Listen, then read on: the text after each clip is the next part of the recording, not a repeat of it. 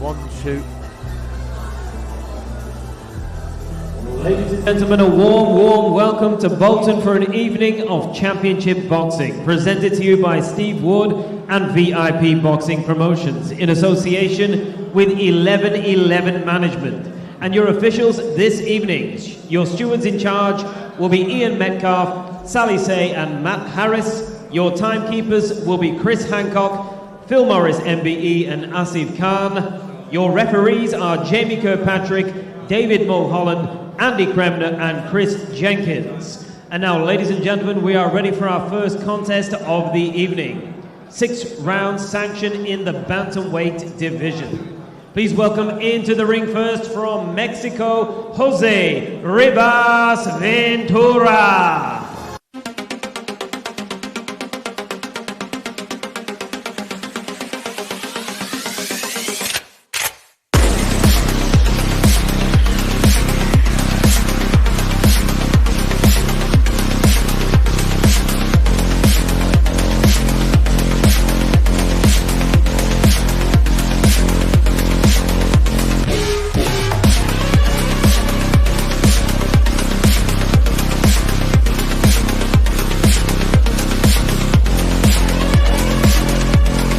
And now, ladies and gentlemen, please welcome his opponent from Liverpool, Lucas, the Cool Derby.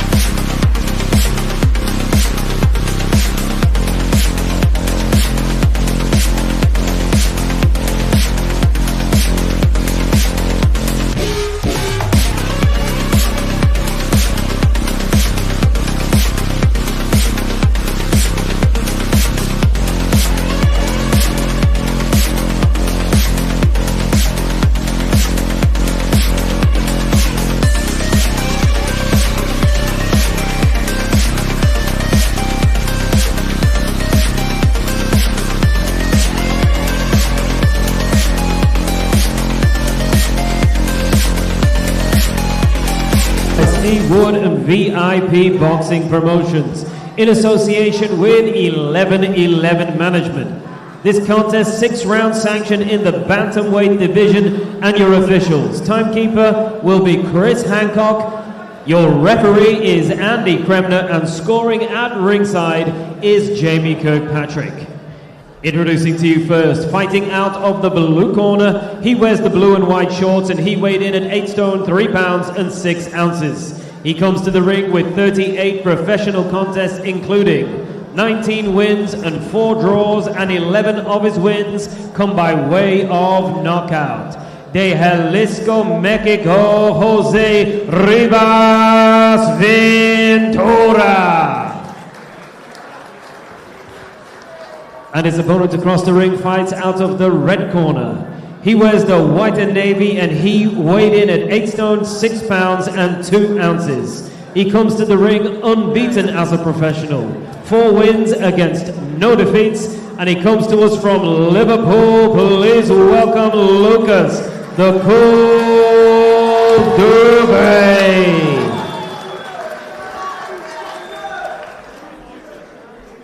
Lucas, Jose, both know the rules, keep it clean, and watch the heads, and obey my commands at all time. Touch gloves, and the best of luck to you both.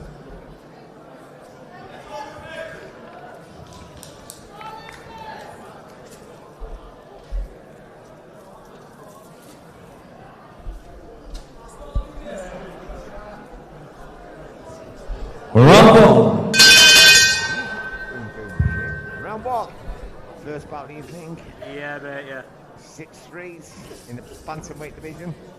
Lucas Dube versus Jose Rivas Ventura.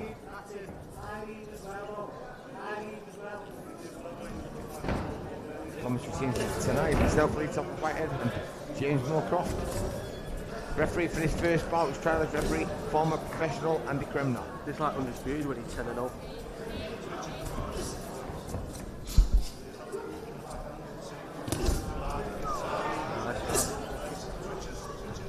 Hello Lee, you okay?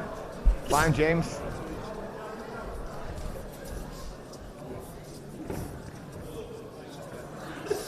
Nice bright start by Lucas Doob. So fast, Doug.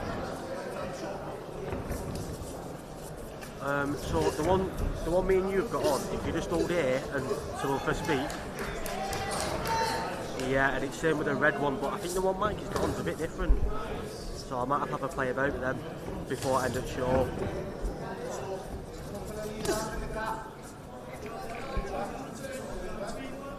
For us, it just says connection occurring, but it doesn't say that for ours. Right up there. Just missing by Ventura. Doob, nice tight eye guard. Talking to commentators. A double jabs there by the Mexican. Lucas Doob, former AB champion. He's fit, professional outing tonight. In tremendous shape. A good girl, man. Very good right hand over the top there, Lee. It looks like it's a good little fight, this, Lee. It looks like Ventura's come with a little bit of ambition here. Even if he's not got ambition, James, he's coming a little bit, he's showing us a bit of something. Yeah, Ventura really fancies this, Lee. Yeah, so I bet that little bit like the things that cut off in it, what comes off on the video. But it's just one of them, lad. It's your first time, you know what I mean? Don't be fucking too hard on yourself. Yeah, I'd just like to see Lucas maybe just take, like I said in the second round, just take a step back, just have a little look. I'm curious happened again. Just step back and waited. Yeah, definitely. Try and box him. Lucas, obviously, you know, a skillful boxer who won the 2024 Senior ABAs at 51 kilos. Good work. Ventura, seems like not bothered. just let him take one. Well, this is where Lucas is easy to take a back step, and if Ventura could have played them games on the road, just let him play them. Some of these Mexicans are real tough guys, James. Oh yeah. Oh yeah.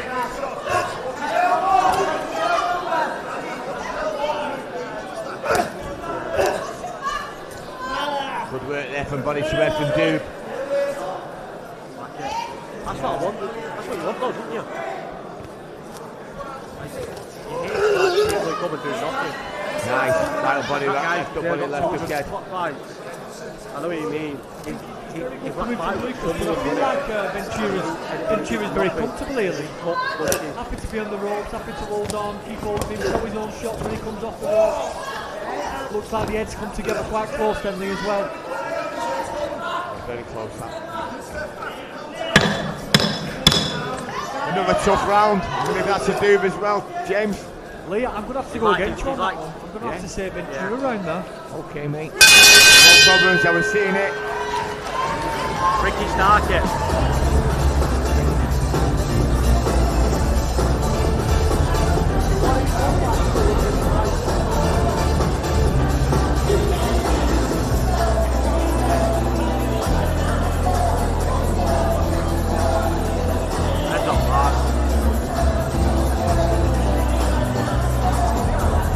Ventura's not so you can see yet, Lee. He's happy to be stood up there. It's going to be a good show, Lee. Looking to the crowd. Yeah, look, he's not tired, you know. Two best The old boxing's been in made plotting before. I think he's actually loving this fight here. Yeah, and we've been saying about Lucas, he's won many amateur titles. I would like to see him just get back to his boxing and just make this a very consistent time for himself. Seconds out. Round 4. Boom, boom, shake the room. Round 4.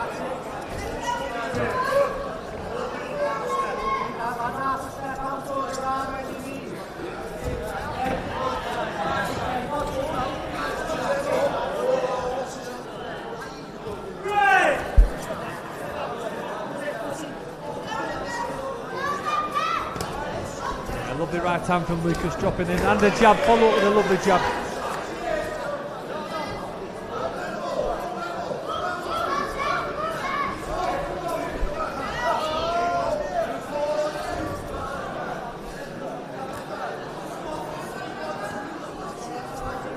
Yeah, so another great fight, Lee. I think Steve Lillis, matchmaker, has really found a great fight here. Yeah, quite a close, you know, a well-matched fight for an up-and-coming prospect in Lewis Cube. His country has just come out. But it's hard to try and scrap against the Mexican. You know what I mean, James? It's difficult. Be a better boxing, looking for a little bit of movement, moving round. You know, I'm not saying Lucas don't want to have a fight, but, you know, he seems to know a lot more on the inside, Mr. Ventura. Yeah, we know a lot about the Mexicans, Lee. They come over and they like to turn us British over at times. Yeah. Not in the capacity that Ventura's in tonight, maybe for titles and stuff. That one on behind us, I think. Definitely. You know the one behind me? You're not so that one behind me, I think they should have that on.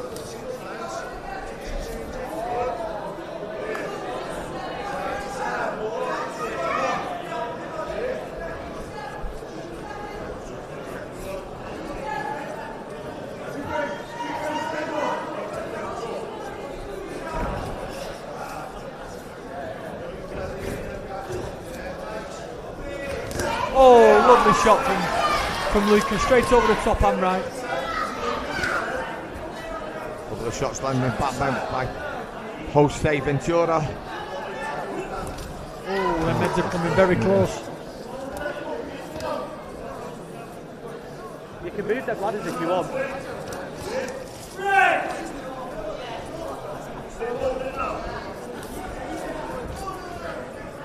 Yeah, I think Lucas has just got back to his boxing a little bit, you know, and he's having some effects. He's landing some lovely shots. Equal round this one for me. Definitely, I do think so. Both lads landing there. And round Are you 4. finding the zoom thing? Oh, love the counter jab then, and the backhand left jab.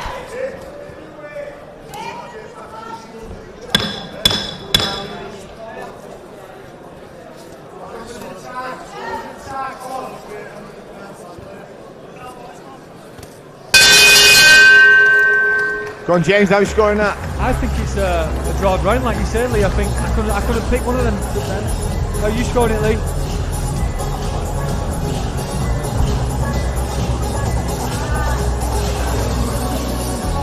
I'm going to go with you on the equal round there.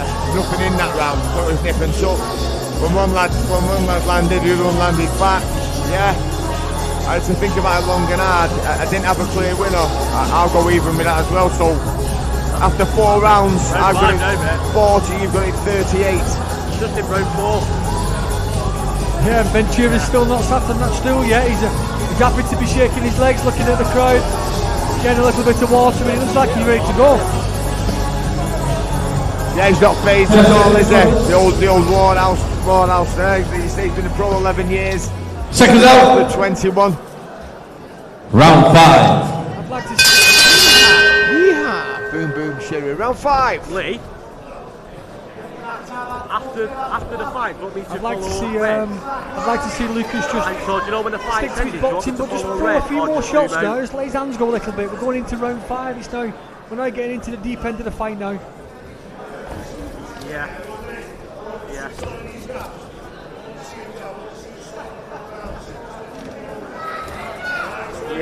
Yeah, not a problem there. I'd like to see Lucas Yeah, not a problem. going down to the body a little bit more, James. Just that, Yeah, he'll land a scorching jab there right on the Ventura's chin. Yeah. I think after Ventura standing on the ropes and letting Lucas hit him in the body, he's got to understand he's probably not going to get him out of there. This Ventura is very tough, so just screw him on the boxing, take him back to the old amateur days, and put him round this ring like an old school way. Still feel like Carter red meat. You see, when Lucas wants to stand with Ventura's happy to let his hands go as well.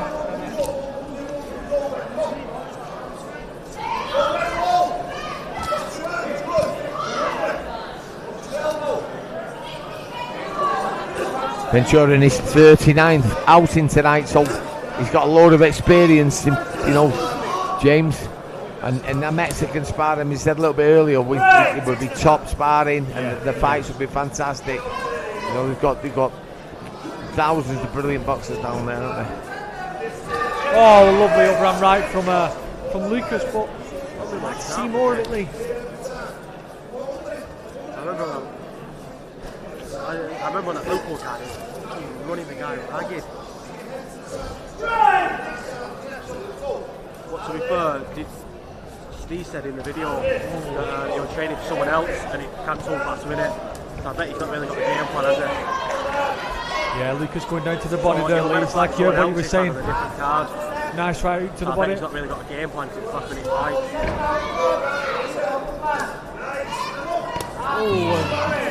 I think he blocked it well there, Lucas, but like I said, them looping left hooks from Ventura, lovely shots to the body. And Lucas trying to reply with his own hooks to the body. Good technique on Ventura. He just steps to the side, rotates back, whips it in. Yeah.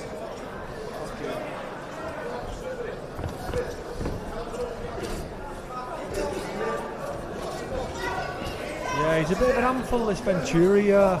He really does know his way around the ring. Have you scored this round, James, number 5? I'll ask you first. I'm probably going to give this round to Lucas, just on shots landed.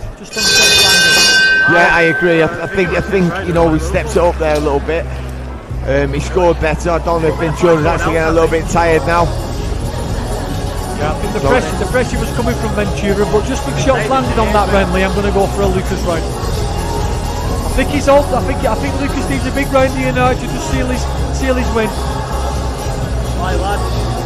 This fight is judged by the referee out the ring, Jamie Kirkpatrick. Andy Kremner from Professional is the trialist referee. Just letting the boys know it's the last round. Yeah, I remember Andy Kremner from the Professional days. We nearly ended up fighting one time, but it never come about it. So I think he was a fireman at the time as well. He was a professional boxer. He's a fireman now. Oh, that's brilliant. Good little fighter he was. Might not be. Second round, please, 6th and final round. Boom, shaker. Round 6.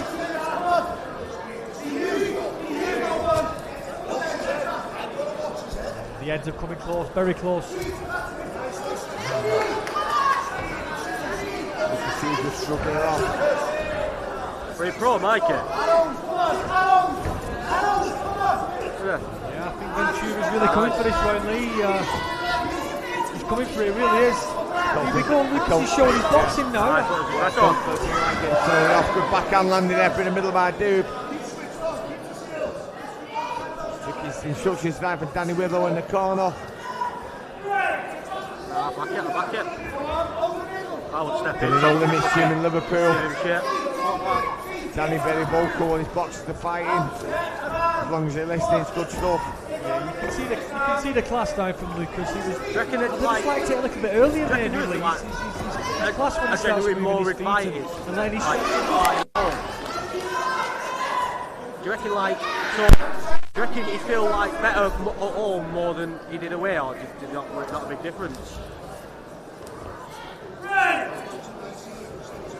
Ventura certainly looks the most tired he has in this last round, James.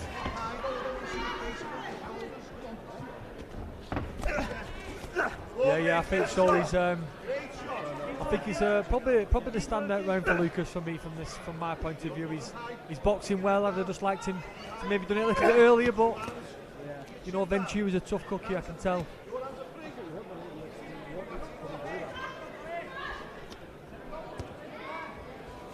I know he was on the Sunderland show last minute and he just gets walk hard. No, it's not him. Someone else. I don't think he's caught pink at him. He was just like standing at 200 mark.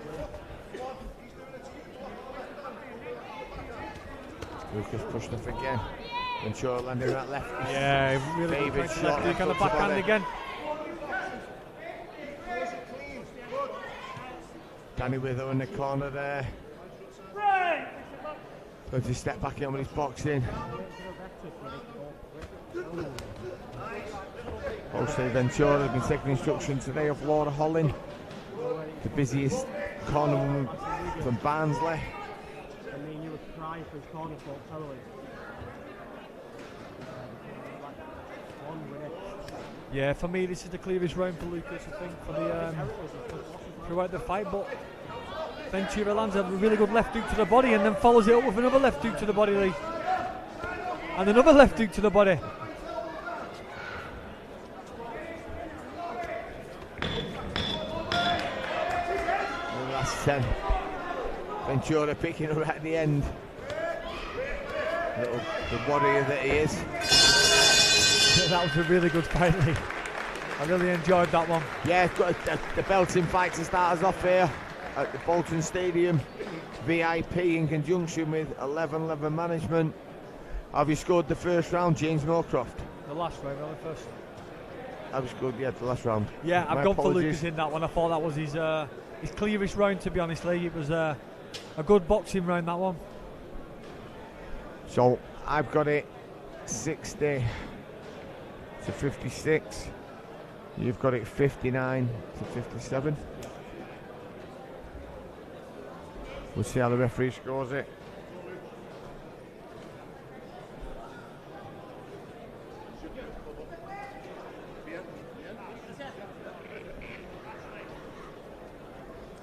Lucas there, look, you know, both lads not taxed. 6 rounds there, quite easy. Obviously, I think Lucas can be looking for bigger things in the future, maybe a central area.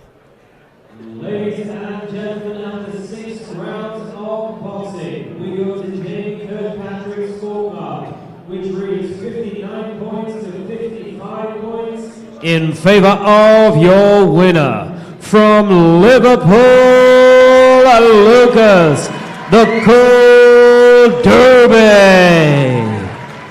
Lucas, the Cool Derby now, marching on to 5-0. 60 to 55. I got it 60 to 56. And James Moorcroft, 59.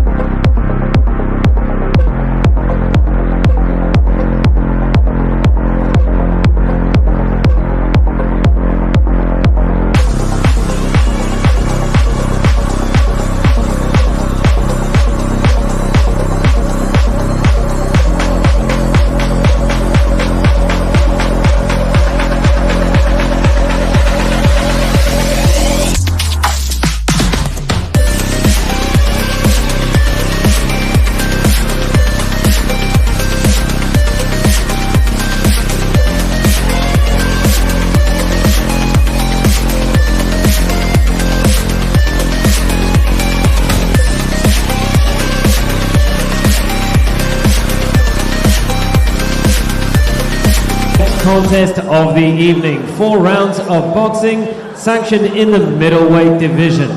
Please welcome into the ring first from Lancaster, Eithan James.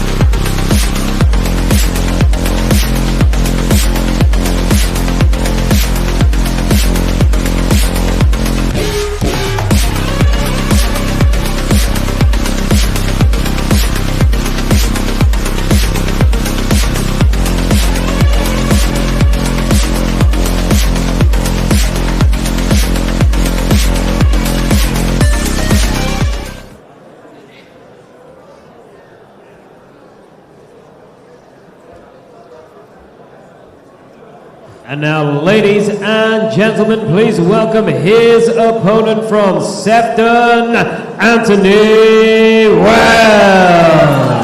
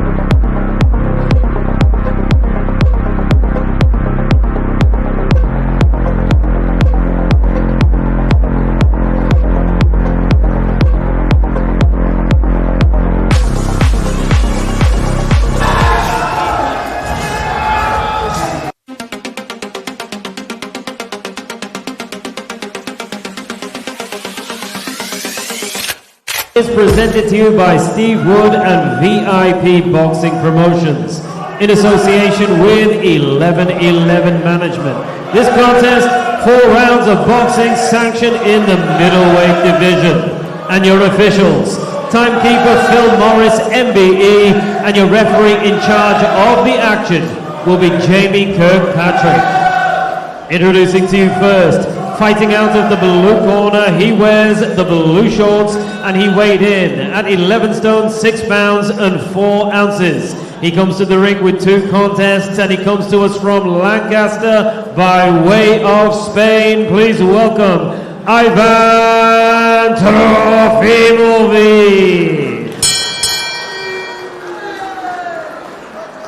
And his opponent across the ring fights out of the red corner. He wears the black shorts and he weighed in at 11 stone and 6 pounds. He comes to the ring unbeaten as a professional with 4 wins against no defeats, and he comes to us from Sefton, Merseyside. Please welcome Anthony Welsh.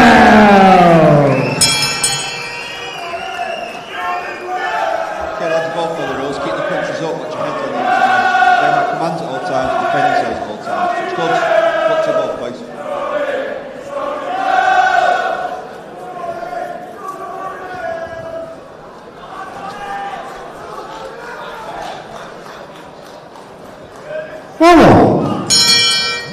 Boom, boom, shake. Round 1. the second fight of the evening is a 4-round middleweight clash between, coming for the red corner with the black shorts on, Anthony Welsh from the Sefton area of Liverpool. He's into the blue corner with the blue shorts on. Originally from Barcelona, now fighting out Lancaster. Klopomovic. Referee for this championship Patrick. Joining me tonight is unbeaten professional Sean McManus from Wythenshawe in Manchester.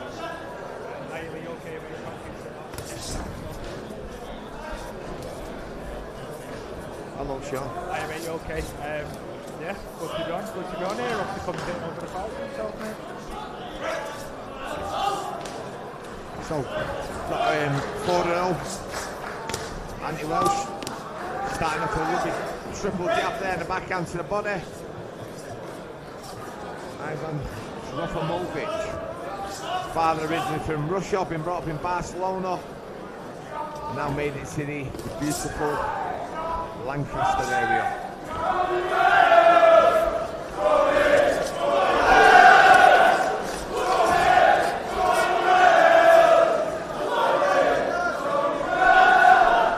Having a few difficulties here. I don't think Sean's microphone's working.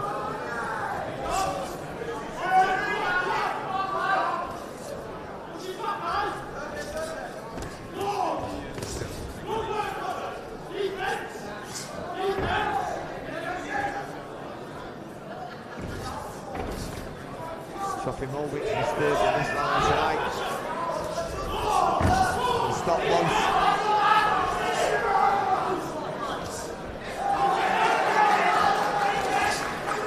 His debut in November 2025. Got 3-0 for the save. And they got stopped in the second to fourth. And they all called Bethnal Green.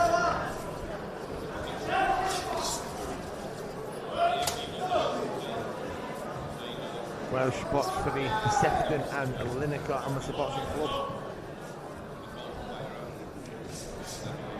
On Monday in the 10 bouts. Developments 64 kilo.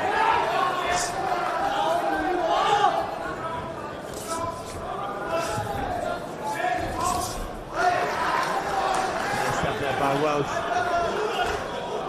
Klopomovic landing with his right hand coming over the top. Step back.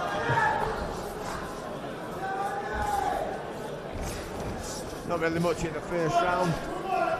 Welsh going back to his corner, getting his instructions right off David Tonks.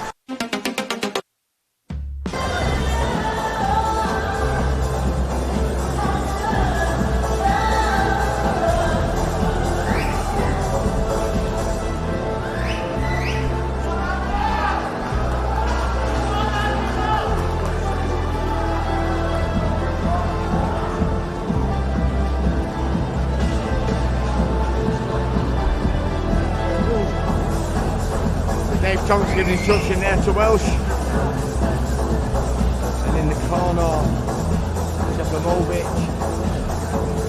Corner man, Mike Jackson.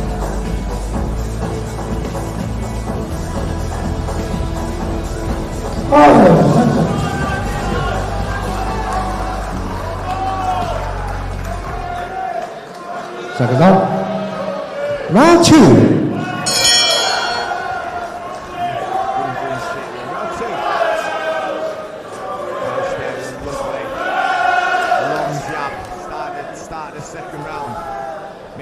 Tonks is trying to get on that jab. If so, it's working well. Boxers watch it over, fully extended jab. Just let Klopomovic get inside there. If I was Andy, get up on the toes, get moving, keep it nice and long, keep him at range.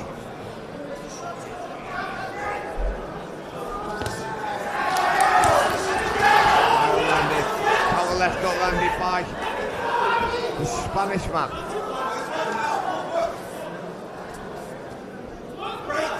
Bolton separating it by Kirkpatrick.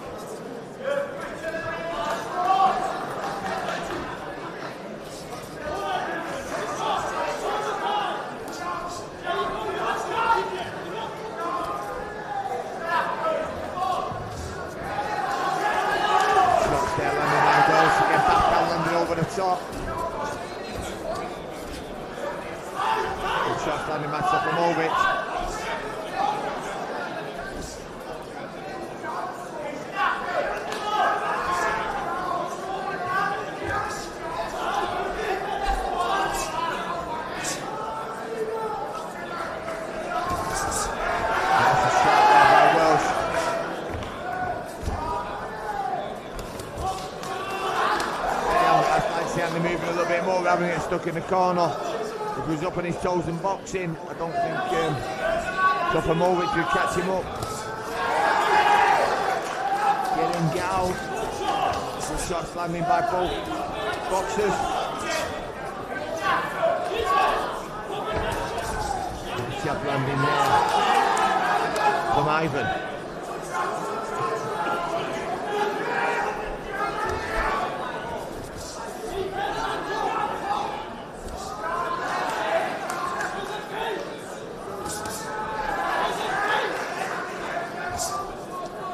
Great jab again by Welsh. Slipping on the left good body.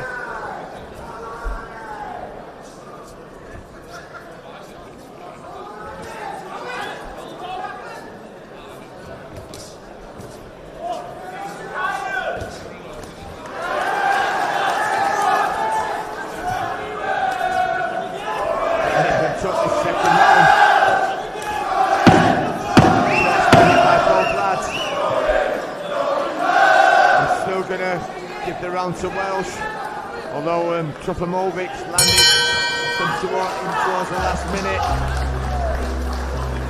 Got a 20-18 after 2.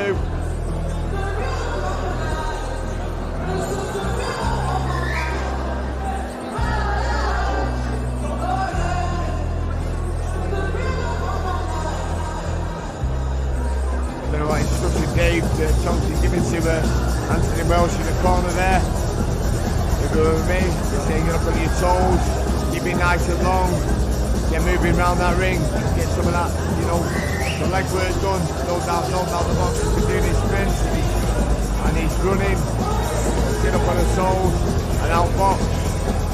Eithan James was a little bit limited to me. Obviously he's come in, he's lost 2 out of 2, he's coming to Journeyman Mansell. So just boxing a move, he won't have the amateur pedigree that Welsh has got. Round 3. Yeah. Boom, boom, shake, boom. Round 3. This is scheduled 4 in the middleweight division. Anthony Welsh with the black shorts on. Eithan James with the blue.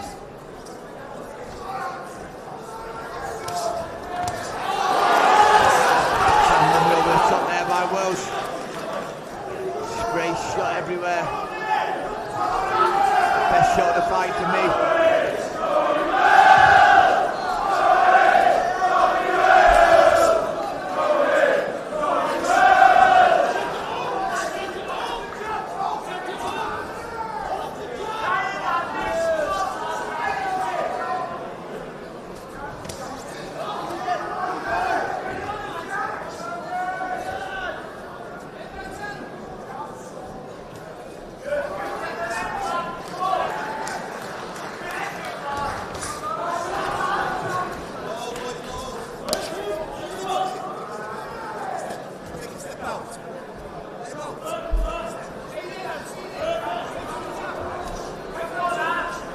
There with a nick over the left eye of Anthony Welsh. Left up landing lovely to the body there of the Spaniard.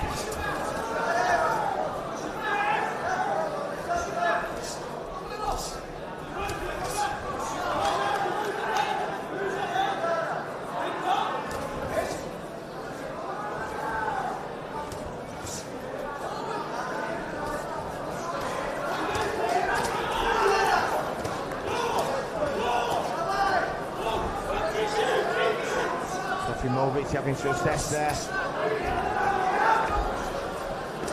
and again just ploughing on forward in round 3.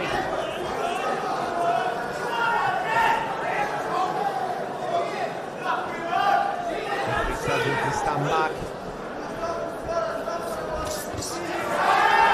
Once he went left up body there, Welsh.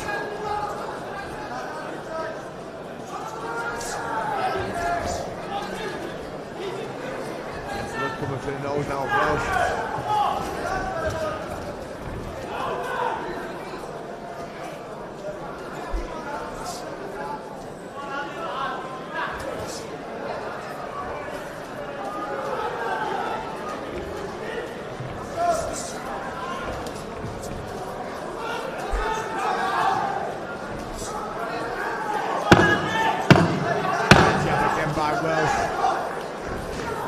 3 rounds up here. Come to the end of round 3.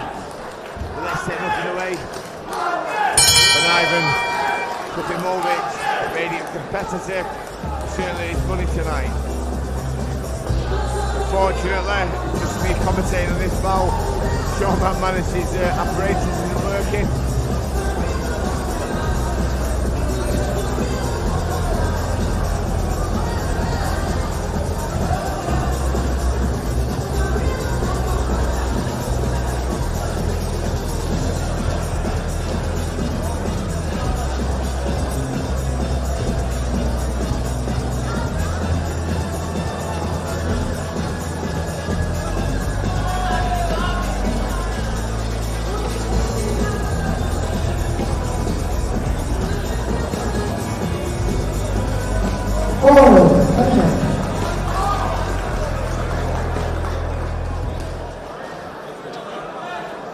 Now for the fourth and the final round.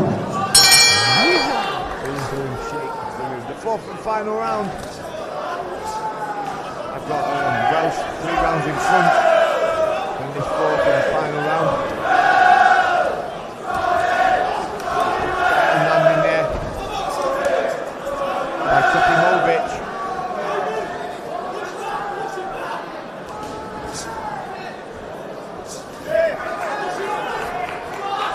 Awkward to me the way he moves about with Topimovic, and he's got better technical and better style.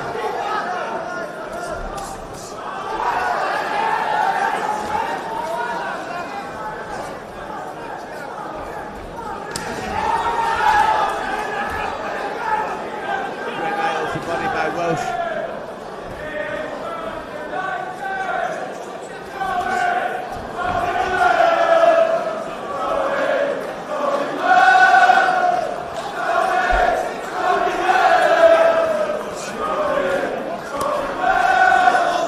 Shouting here for Welsh. He sold a few tickets. He's a popular kid. The 27-year-old. Sefton in Liverpool. Looking like he's been marked on to 5-0. Unless an Eithan Topimovic can pull something out the bag.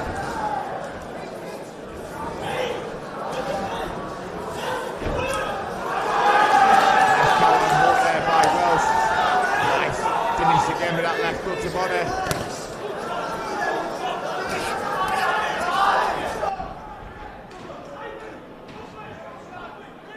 Welsh hits the floor. Just a little slip though. Great right hand landing.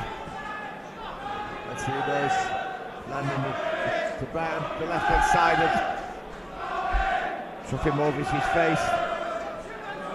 A bit marched up now. The Russian from Barcelona, now fighting out Lancaster. Don't know you guys are scoring at home. We've got Welsh again winning this round. Looks like he's going to sail through and score. I'm scoring it 40-36.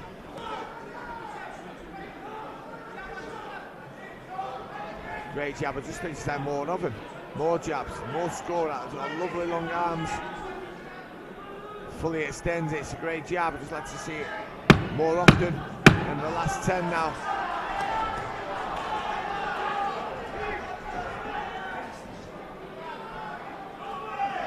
Topimovic with a scruffy there.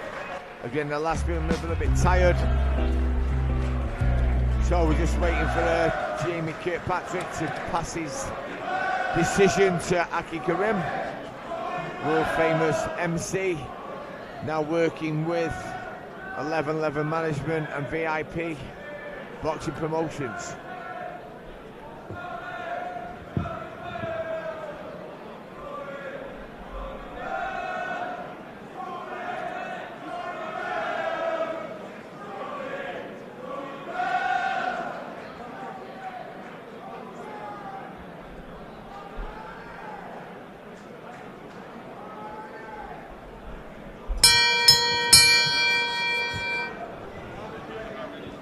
Ladies and gentlemen, after 4 rounds of boxing, we go to Jamie Kirkpatrick's scorecard, which reads 40 points to 36 points in favor of your winner. From Sefton, Merseyside, Anthony Welsh.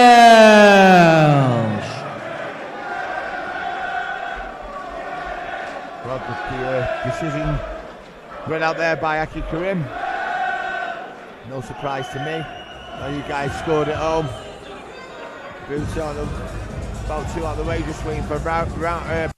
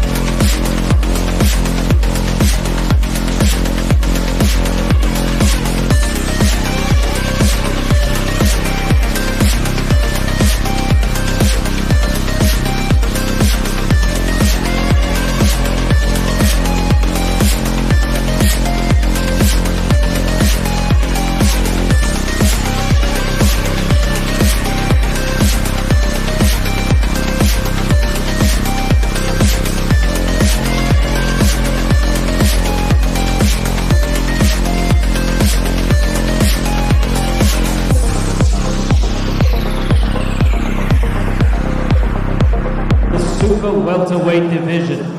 Please welcome into the ring first from Manchester, Dan the Monk Booth.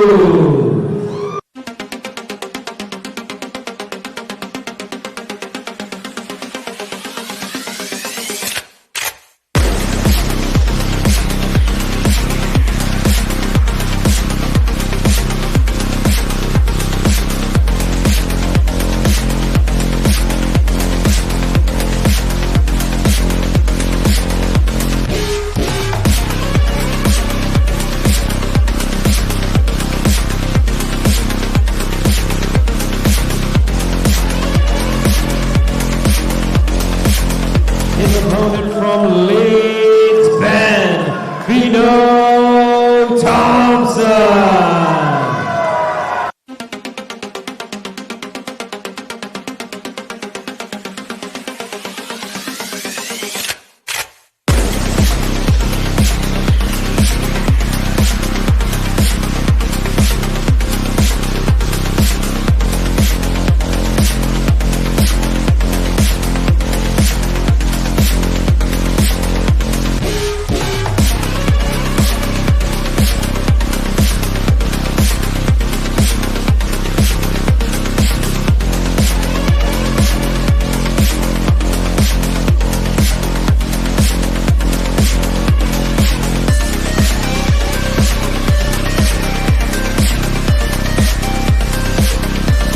By Steve Wood and VIP Boxing Promotions.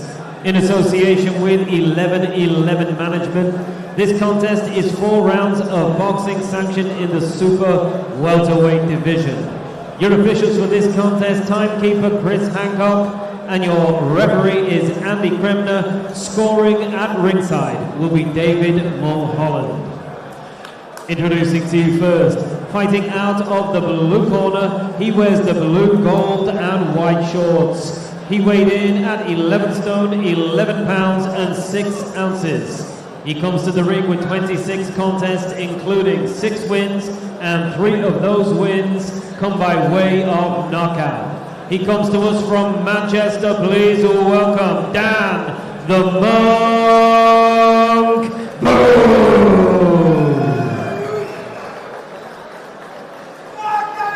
And his opponent across the ring fights out of the red corner. He wears the black and white, and he weighed in at 11 stone, 4 pounds and 8 ounces.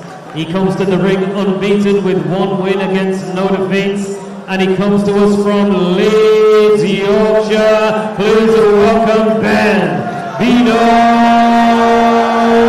Thompson.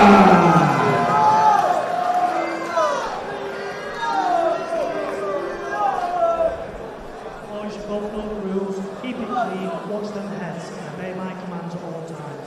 Touch gloves, and the best of luck to you both.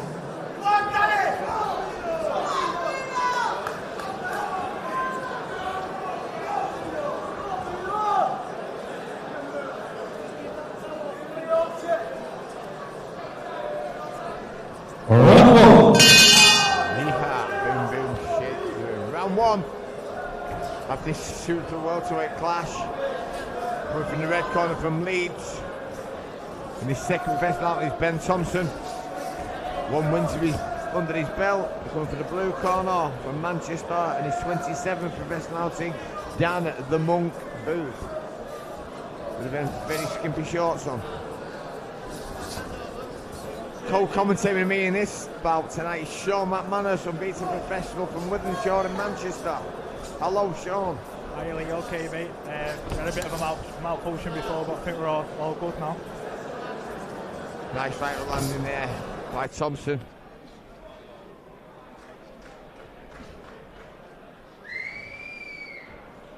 Referee for this, serving fireman Andy Kremner. Scored at ringside by referee David Mulholland from Liverpool.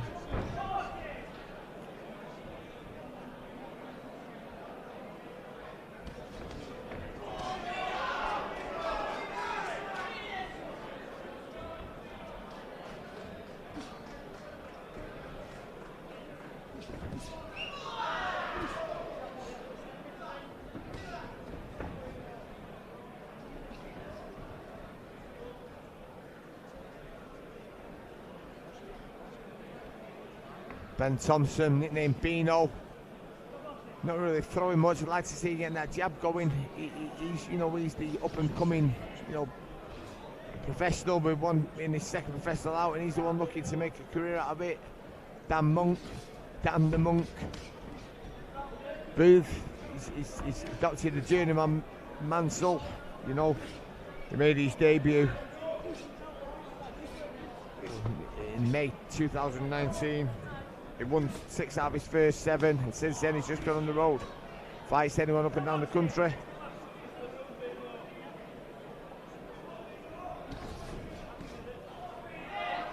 Fought for a central area title over 10 rounds. He got beaten and decided to go on the road.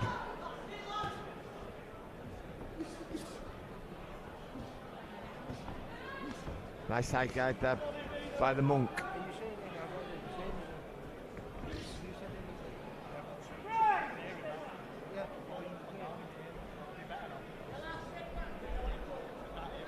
Lee.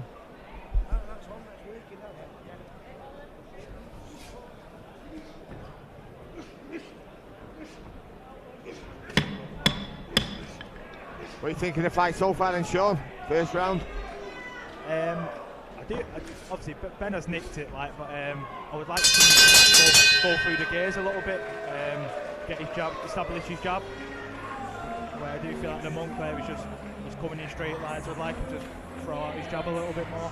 Yeah, just like like I said there.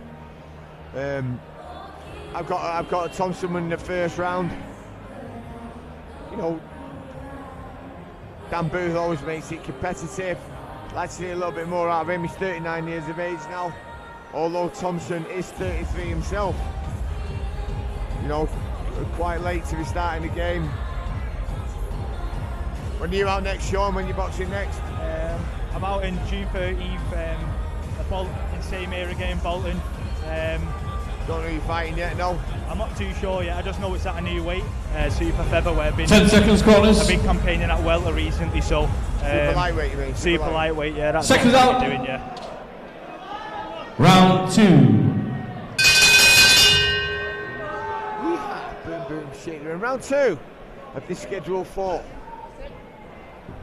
You can tell that Dan Booth's tough though, can't you, man? He just comes forward non-stop. Yeah, all the journeymen are tough, Sean. You know, they're all they're earning money. It's, you know, it's the prize fighting game. They're here, you know, the so-called prospects are here trying to beat them up. You've been in yourself with some tough kids. Yeah. Your last fight was 2 weeks ago, and your first fight was there was a cracking fight here. Remember who you fought? The first one was forgot his last name, but the second one was at Fons Alexander 2 weeks ago. He was tough as well, though. To be fair. They're all tough, mate. When you're doing this week in, week out, you know, some people, you know, say things, but at the end of the day, you're risking your life in every week. You've got to be fit to get the rounds out, as you know. You know. Yeah. If you're not on it, obviously they're there to obviously find you out, aren't they? So. Yeah, you've got to be on it. But yeah, I'd like obviously going back to this now. I can see him switching stances here now. Oh, he's back now.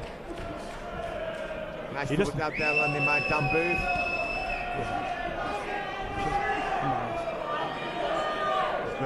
Inside there by Thompson. Ben just needs to be a little bit busier here and stop letting the monk come in. Right, I'm curious to know exactly what he said, Sean.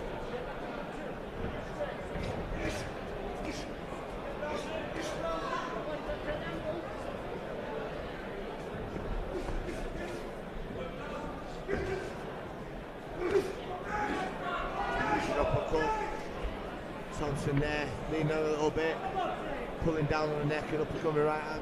I should like that shot myself, to be fair.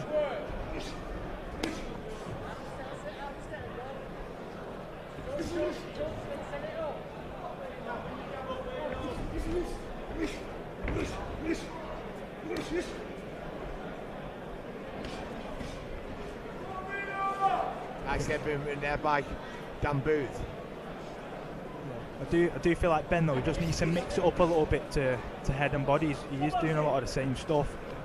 Just get round him a little bit, because obviously Dan Booth, he knows what's coming. He's just taking a lot of him on the gloves. But he is pushing him back here, like. Yeah, he is, mate.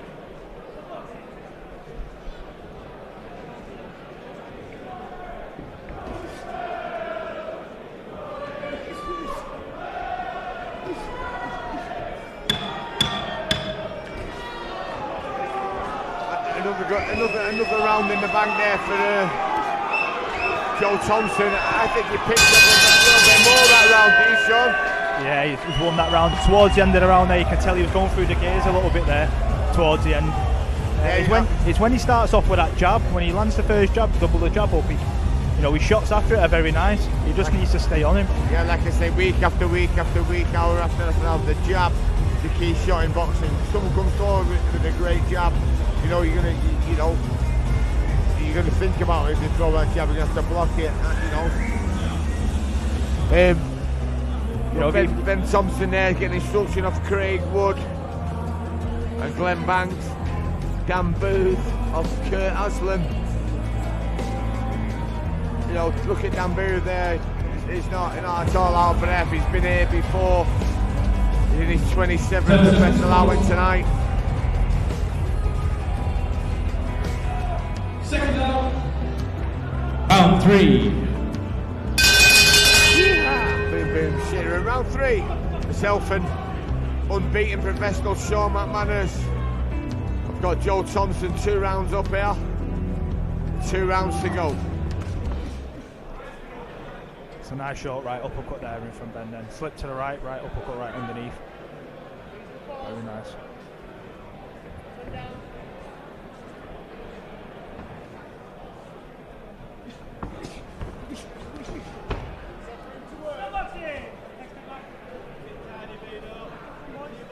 Yeah, if Ben can just speed that jab up and double up and treble it up a couple of times so he can get his shots off instead of getting a little bit too close to him sometimes.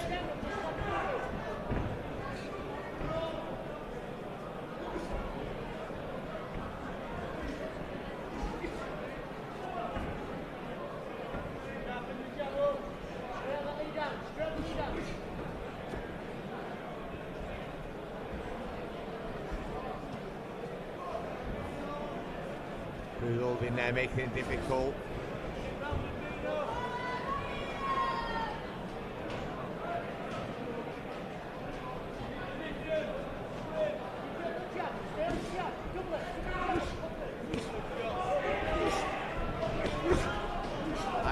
jab and the right uppercut, Sean, as he walks in. Yeah, that shot there, he's been throwing that all night. He's just getting a little bit too close. So every time he's throwing the uppercut, he is smothering his work a little bit. Where you know, he gets a little bit close, Dan's holding on to him like. But when he does put his shots together, though, they are really nice. Booth's getting a jab of his own. Oh, there we go.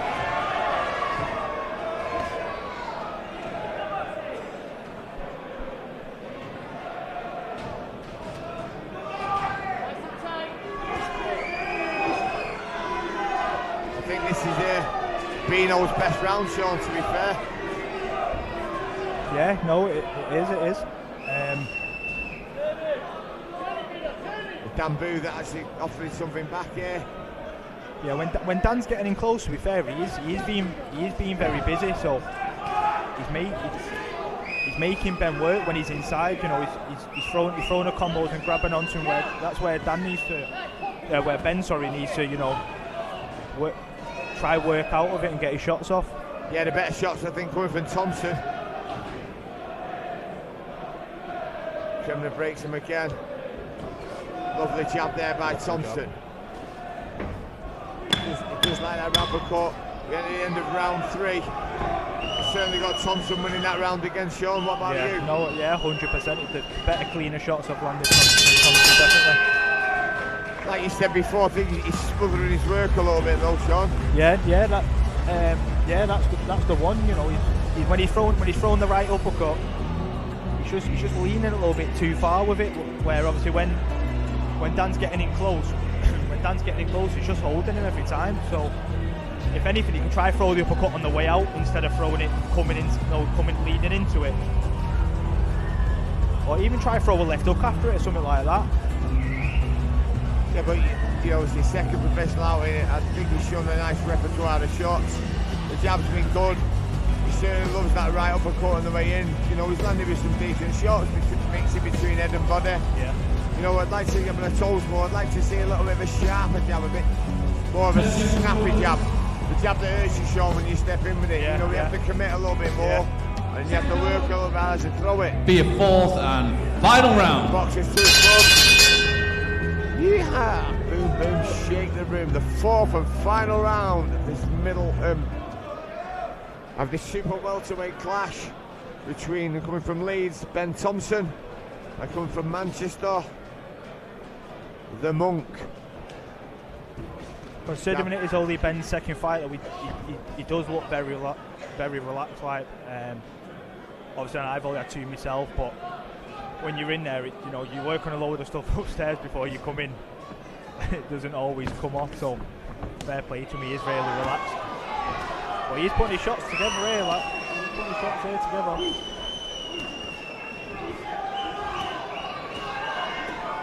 Good work there by Thompson. And again, Booth coming back to the big round of his own. Looks like he's in a bit of trouble there.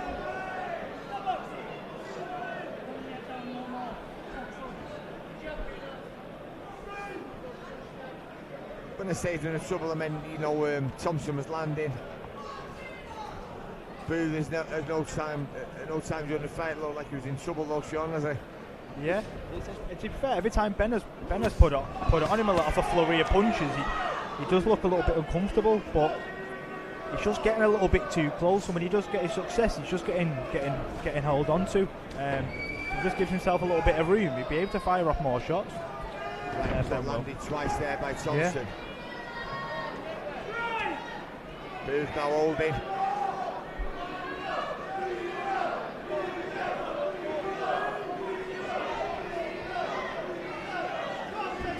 This is Dan Booth's 3rd round of 2026. We have 12 in 2025. And if he's going to achieve that number this year. So John Thompson. Sorry, Ben Thompson, my fault. Apologies for that. Ben Thompson for Leeds. Just going to march on here to make it 2-0. What have you thought of Thompson's performance, Sean? No, I think he has been very good and been very relaxed. Let his jab go nice. Right hook downstairs to the body's been very nice, and obviously the right uppercut's been nice. I just feel like he's just been getting a little bit too close, but like you said, it's his second fight. You know, he's got so much to learn still.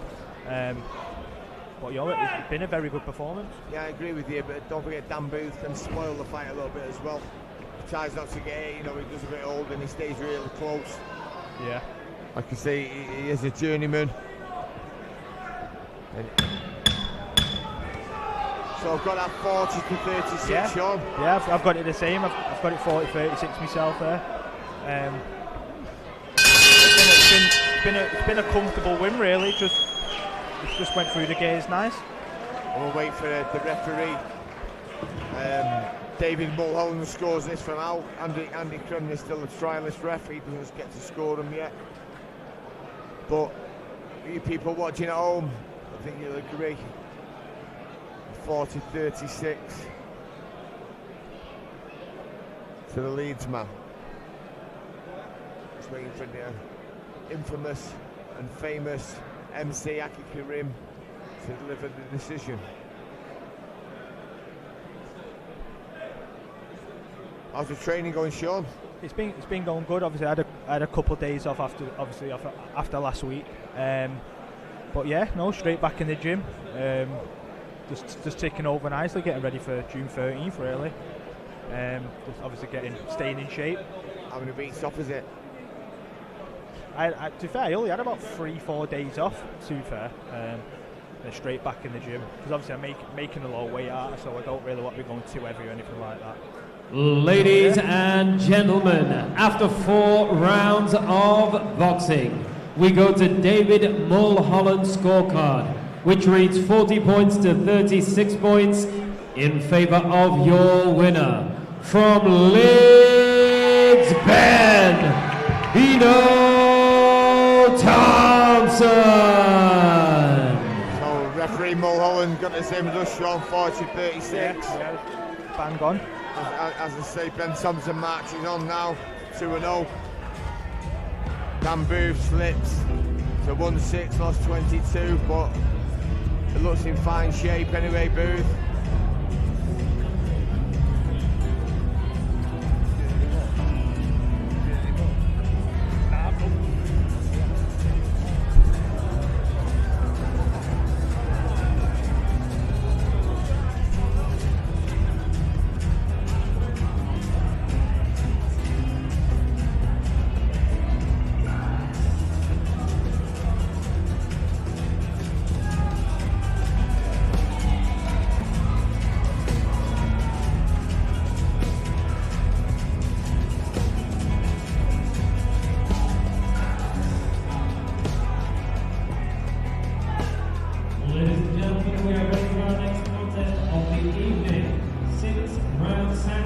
In the super featherweight division.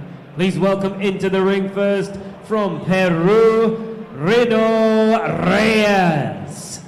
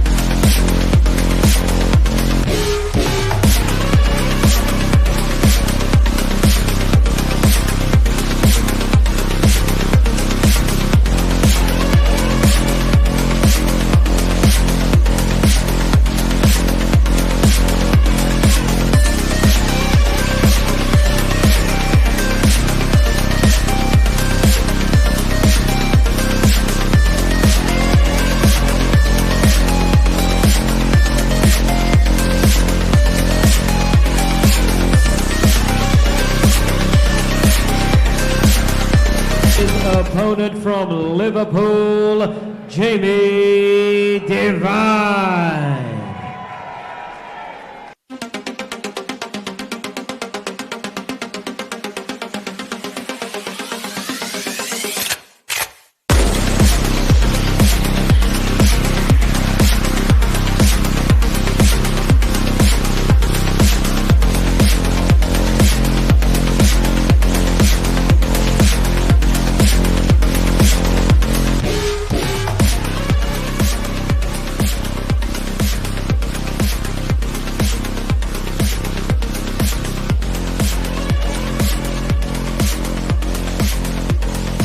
VIP Boxing Promotions in association with 1111 Management.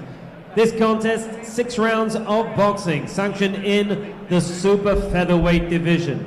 Your officials, your timekeeper will be Phil Morris MBE, and your referee in charge of the action is David Mulholland. Introducing to you first, fighting out of the blue corner, he wears the red shorts, and he weighed in at 9 stone 9 pounds and 4 ounces. He comes to the ring with 23 contests, including 7 wins and 1 draw, with 5 of his 7 wins coming by way of knockout. From Villa El Salvador, Peru, please welcome El Jaguar, Reno Reyes.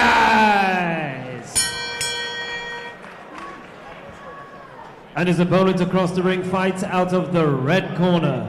He wears the navy and gold, and he weighed in at 9 stone 8 pounds and 8 ounces. He comes to the ring unbeaten with 10 wins against no defeats and 3 wins coming by way of knockout. He comes to us from Liverpool, Merseyside. Please welcome Jamie Devine.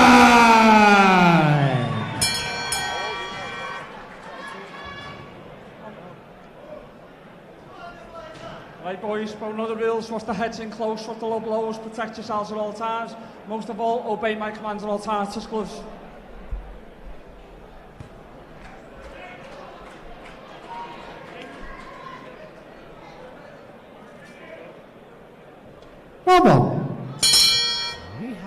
Boom, boom, shake the room. The 4th bout of the evening is between, and comes to the red corner, Jamie Devine from Liverpool and Reno Reyes from Peru on the blue corner.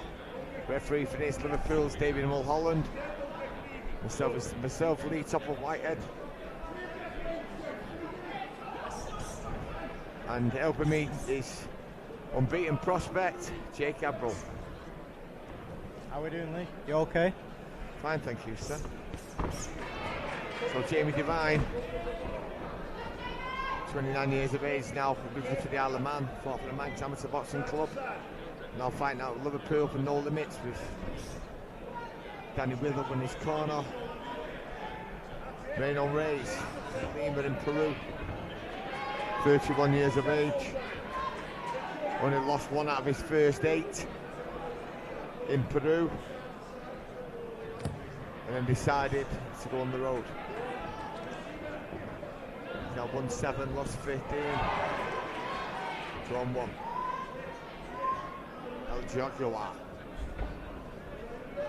It's a nice start from Devine, looks nice and sharp. Looping screw shot type of cut landed there by Reyes. Jamie in his 11 professionalised now, 10 wins. What's his 3 by stoppage. Who's fought in the Commonwealth Games for the Isle of Man.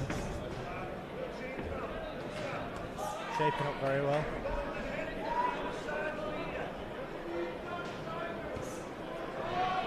Nice backhand landed.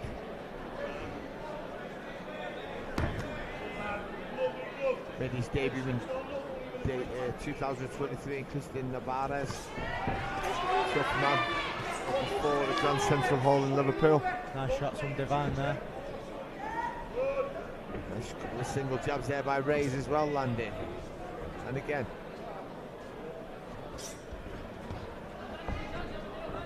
Just needs to break through that guard, Devine, find that shot. A little bit low there, judged by referee Mulholland.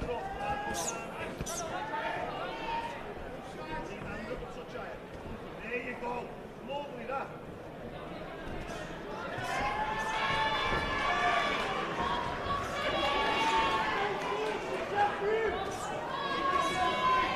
Some of these journeymen, as you well know yourself, Jake, tough men. Very tough men, very, very tough men.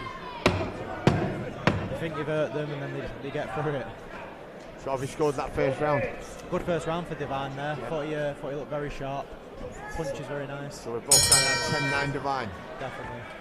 When are you out next, Jake? You know yet? No news at the minute, Lee. No news at the minute. Just busy ticking over. Just keeping busy in the gym. Okay. There's no rush for you. What are you now? 22 now. Grandade, you're 22, and you turned pro when you're 18. Yes, turned over. Yeah, I think I've seen every one of your fights, mate. Yeah. And I think you've commentated them all, Lee. I think I have, yeah. I think, you know, certainly one of the best prospects for me in Britain. I know we've had a few problems with the diet, etc. Trying to get to the bottom of that, but there's no rush for a 22-year-old. No, definitely. You've got a top coach in your own father, and I'm not just saying that. Your dad is a good coach. He has some great kids, and you know, it's got you and your fellow gym mate fighting tonight. Mr. Berry. Correct, yeah. So I'm looking forward to your career, sir. Yeah, thank you, Lee. I appreciate that. Round 2. Boom, boom, shake the room. Round 2 of the Schedule 6 in the super featherweight division.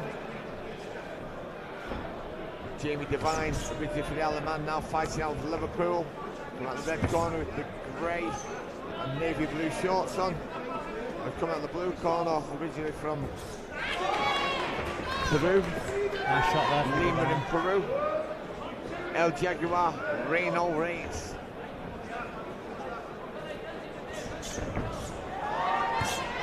Nice shots there by Devine, landing from head to body.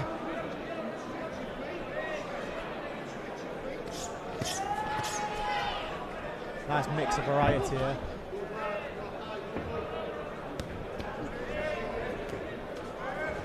Shots there landing from El Jaguar.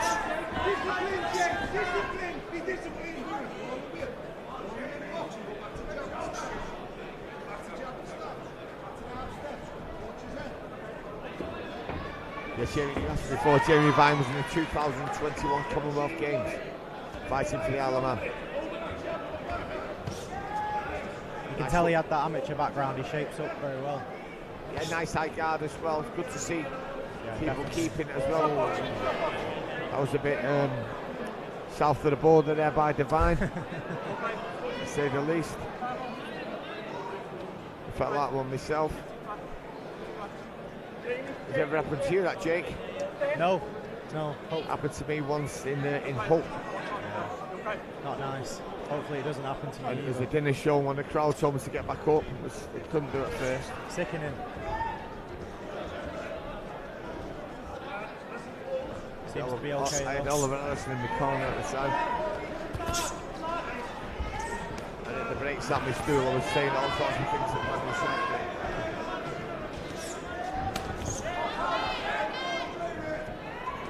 Seems to be opening up a bit now, Reyes. Yeah, he's giving it a go now. Good shots landed there. Could work out better for Devine if he leaves himself open to some counters. That was a throw.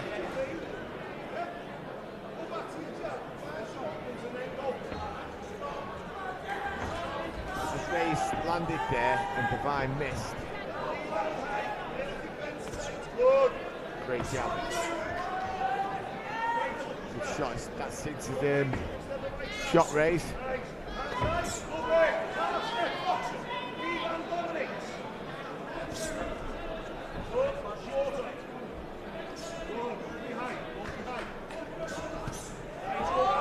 Was in good shape. Devine, Jake. Yeah, very. Nice angle change there. Seems to be breaking him down a little bit now.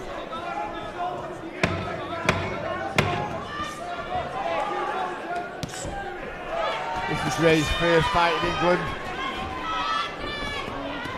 Very tough man.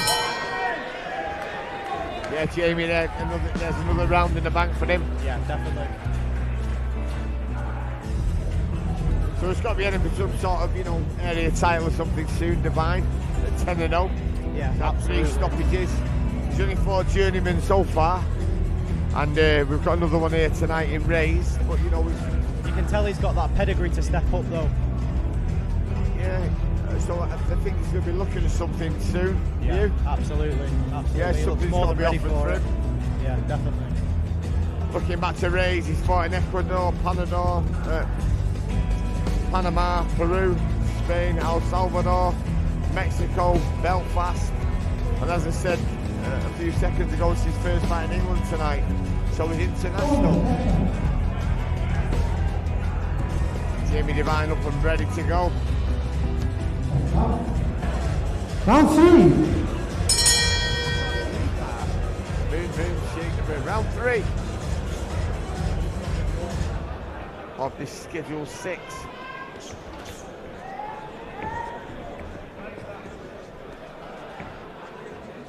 Jamie Devine looks a lot better, a lot bigger than Reyes.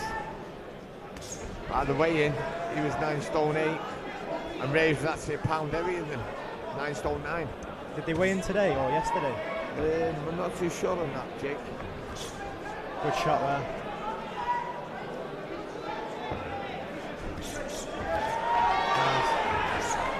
I think it was actually today. Great shots again there by Devine. He's opening up now. Reyes starting to leave himself open for counters now.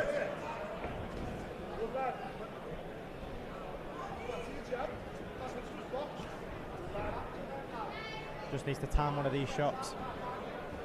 So when these South American journeymen come over, I can normally tell they've been good. Reyes only lost 1 out of his first 8, but it doesn't look anything to me. Some of them like holding back a little bit, or just doing the job for them. But a great shot there, landing by Devine right on the chin. He just looks a bit slack, a bit loose. Yes. Technical abilities don't look too good like that up. Wasn't well thrown, just an arm punch. Shaking his head, good shot there again. Starting to pile the pressure on now, Devine. Reyes seems to be tiring a little bit from him. Those nice long straight punches have had some effect in this round. Absolutely. Nice up landing there on Reyes' head again. And again. Just needs to time that shot. Find the opening. Reyes' balance doesn't look too good either. Are they boxing boots he's got on there, by the way?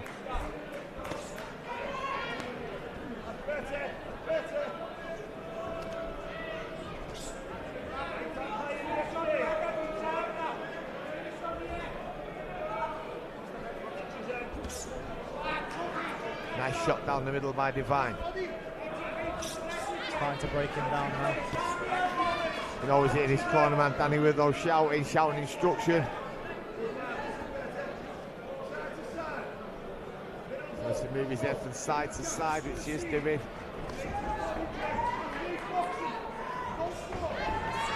Nice change of angles there by Devine. Starting to break him down now. Backhand landing again on Reyes. Reyes doesn't look like he's taking his punches too well, Jake. His feet are all over the place. It's looking good here. He's calling it on, not he's doing that. Devine has been coming forward most of the round anyway. Another good round for Devine.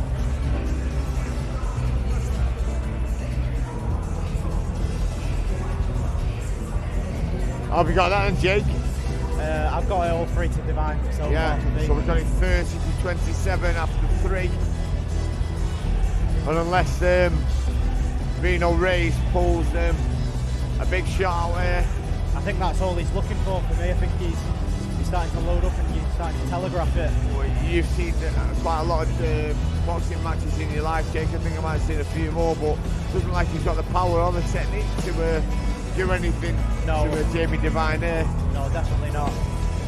Devine seems wise to the shot as well. Yeah, but there'll be no decent shots of any power.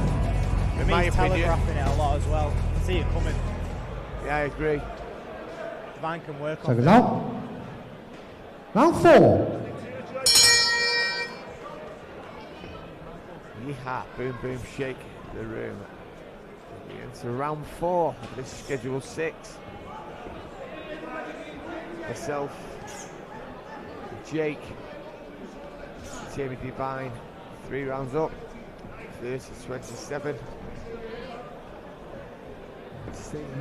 Reyes needs something big because he's slipping away this fight if he any intentions of winning it. Has he ever been stopped, Ginoli? Reyes been stopped 3 times in his 15 defeats.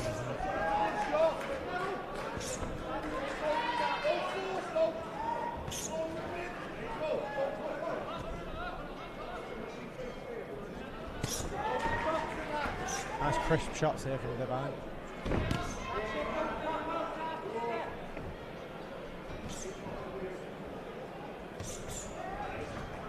Yeah, nice shots, fully extended shots as well. Keeping his shape very well as well. Yeah, I agree. Nice high hands. Definitely.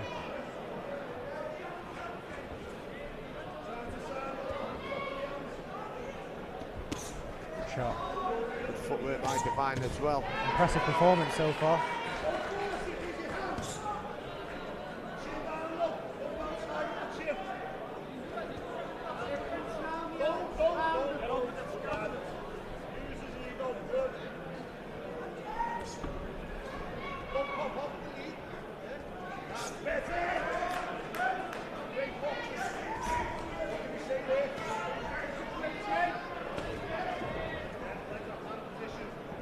Likes that left up Reyes.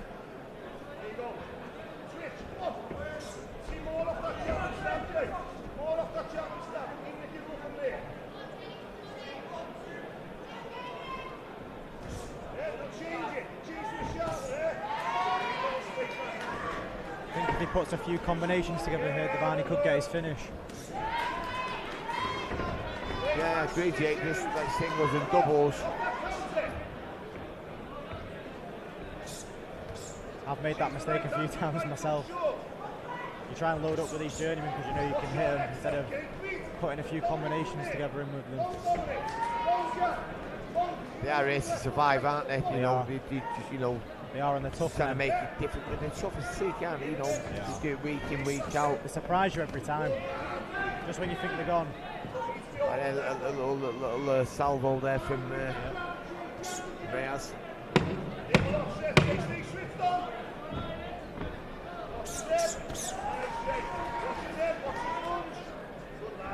Another round in the bank. Yeah, another round for Jamie Divine.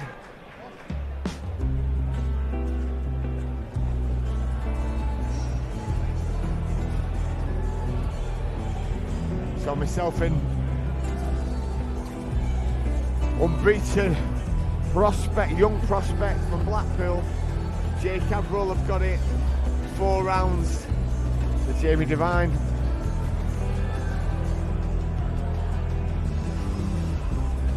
Been sparring Jake lately? Not much at the minute, to be honest. Just in-house tech work with Thomas. Obviously, that's it's a big thing in our gym. A lot of tech sparring. Yeah, I've not watched you Thomas sparring. I've no doubt he's great entertainment. Oh, always.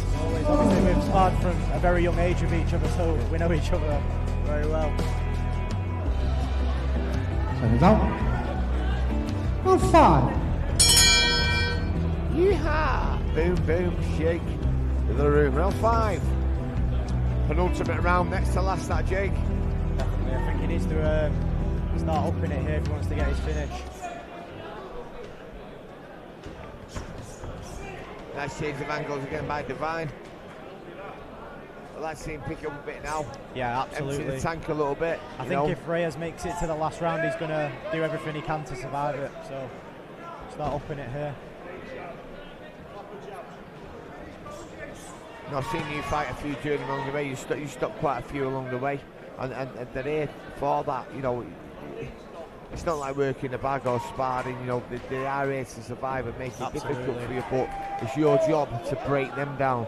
It's not their job to give you the fight and surrender and give up, because they won't fight again the next week, which most of them tend to do. The good thing about Reyes as well is he doesn't seem to be grabbing on and making it a messy fight. He's just his way of defence is offence.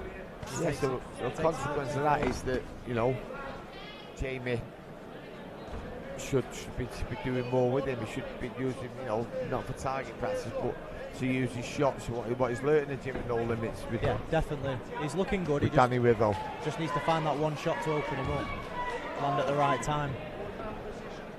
Counter left up landed by the Peruvian.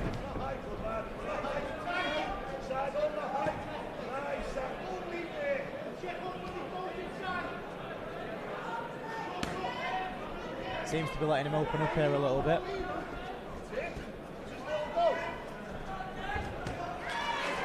There, 1-2 left up. Just haven't seen that, and again tried it.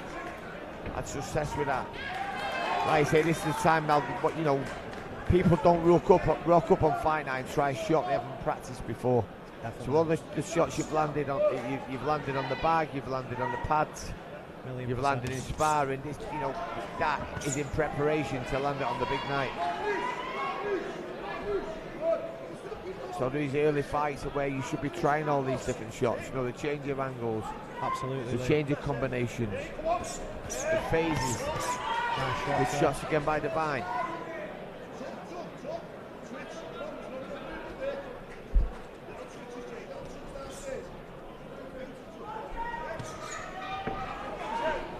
Undoubtedly, we've both got Jamie Divine 5 rounds up after this. Definitely. 1 to go. Nice solid performance. Hasn't took too much punishment either.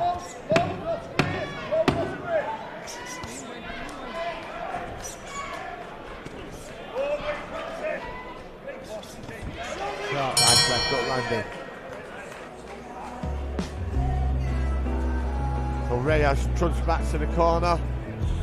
He's going to get his instruction. Danny Withrow, the No Limits in Liverpool, giving Divine his instruction. So what are your plans for the future then, Jay, once you get back on in the ring? Just whatever my dad and Steve have in mind for me, obviously. I just do the fighting, Lee. That's all I do. Don't look into opponents too much, obviously. Yeah. As I said earlier, I clash with one of the best prospects in the country, and you're only 22. You started your career off very early, and you know, you have given mature performance for being, you know, part of my choice of it as a kid. You know, there's some people getting here a lot older than had the maturity in the ring that you've had. Into this, the last round then. So it goes out for the 6th and the final round. Boxing to the club. Yeehaw! Boom, boom, shake. We're in round 6. 6th and final round. It's interesting to see whether Reyes gets on his bike here or he lets his hands go. Good shots from Divine.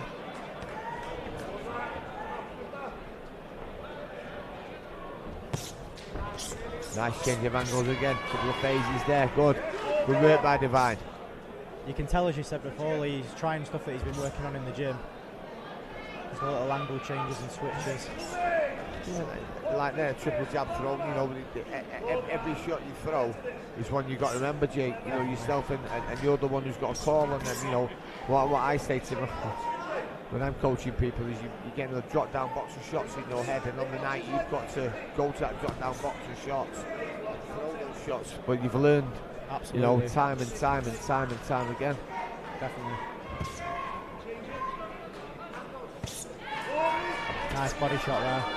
Nice left foot landed under the right elbow there of Senor Reyes.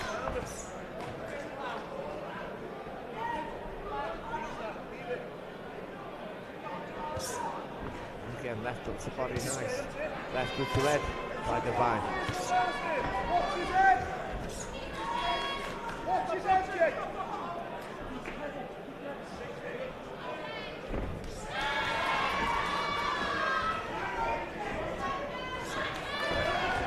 Oh, good shot from Divine.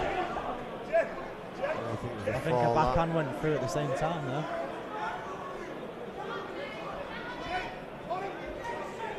Seems to be a bit off balance for me. Definitely through a bit of slip.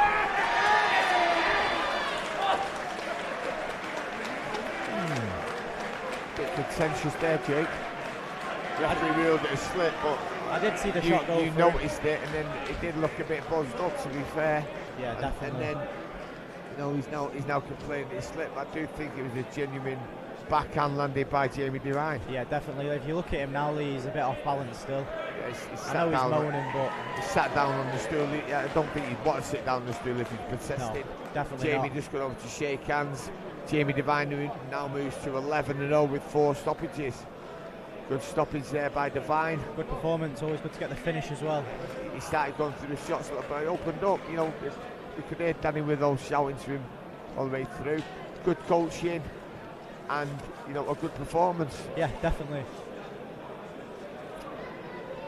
So 29-year-old Jamie Devine, originally from the Isle of Man, now fighting at Liverpool. He's happy. His cornerman, Danny with those happy. And we're just waiting for legendary MC Aki Kareem to deliver the decision.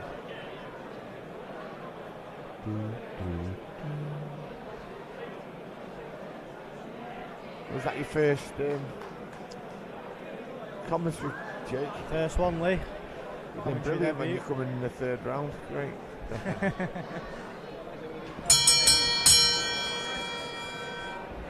Ladies and gentlemen, your referee David Mulholland waves this contest off. The official time of the stoppage, 1 minute and 51 seconds of the 6th and final round.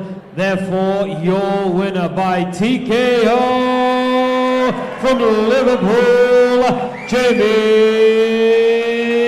Devine.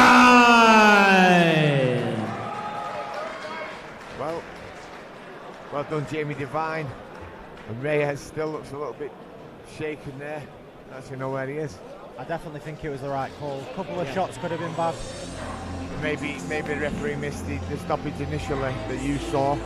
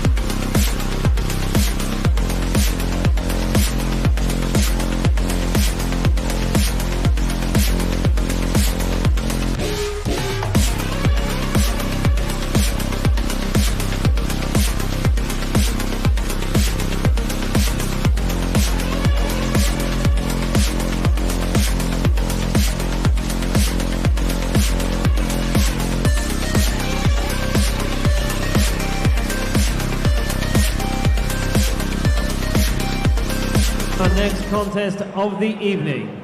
6 rounds of boxing, sanctioned in the super lightweight division. Please welcome into the ring first from Hull, Ali Dad.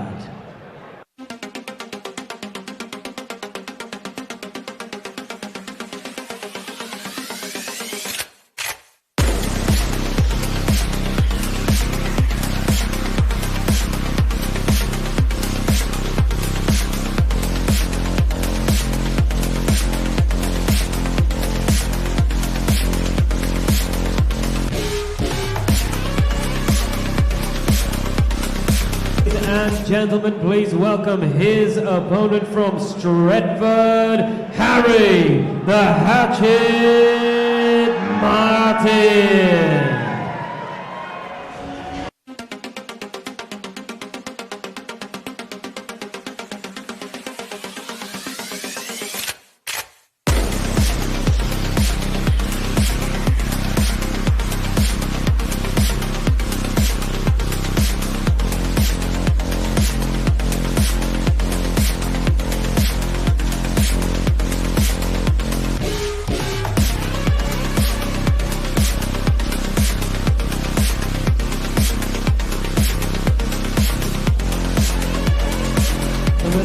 This contest is presented to you by Steve Wood and VIP Boxing Promotions in association with 1111 Management.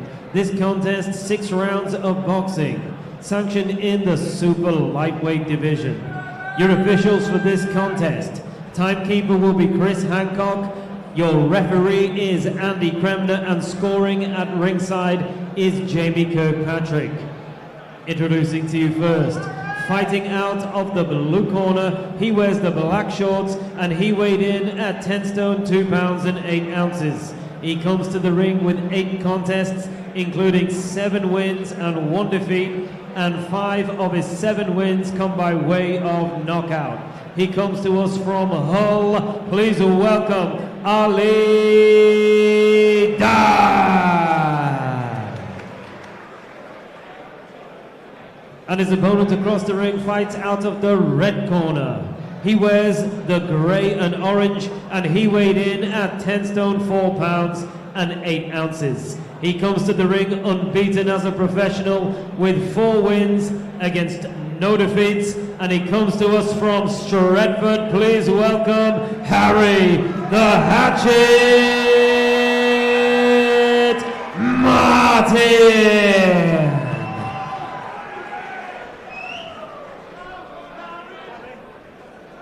Boys, you both know the rules.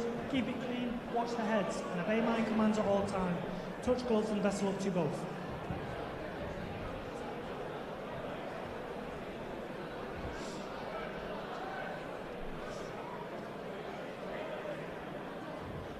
Round 1. Boom, boom, shake the room. 5th bout of the evening is a super lightweight clash between Harry Martin from Stretford, coming out the red corner, and coming out of the blue corner, Ali Dad, originally from Pakistan, now boxing out of Hull. Nice bright start by Harry Martin. Referee for this trial is referee Andy Gremner. Referee from the outside by Jamie Kirkpatrick.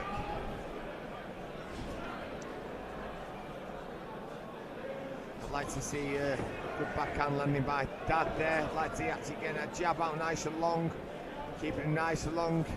His opponent, the blue corner, is shorter than him. Good work there by Harry the Hatchet. In his corner tonight, his lifelong trainer, Brian Gardner, trained him as an amateur when Harry used to weigh 30 kilos heavier than this. Fighting the light heavyweight division. He's come down and looks in great shape. So he's got his father, Gary, in the corner. Like to see Harry getting a little bit busier. Otherwise, not going to be an opponent off.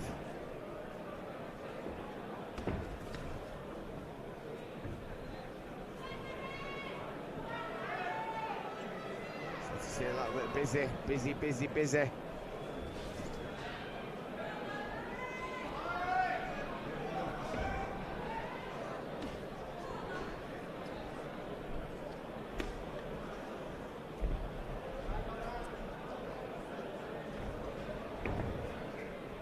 I was commentating on my own. I've just been joined by the legend, the Stretford legend, Bradley Ray. Dramatic entrance later on, mate. Better late than never. Dun.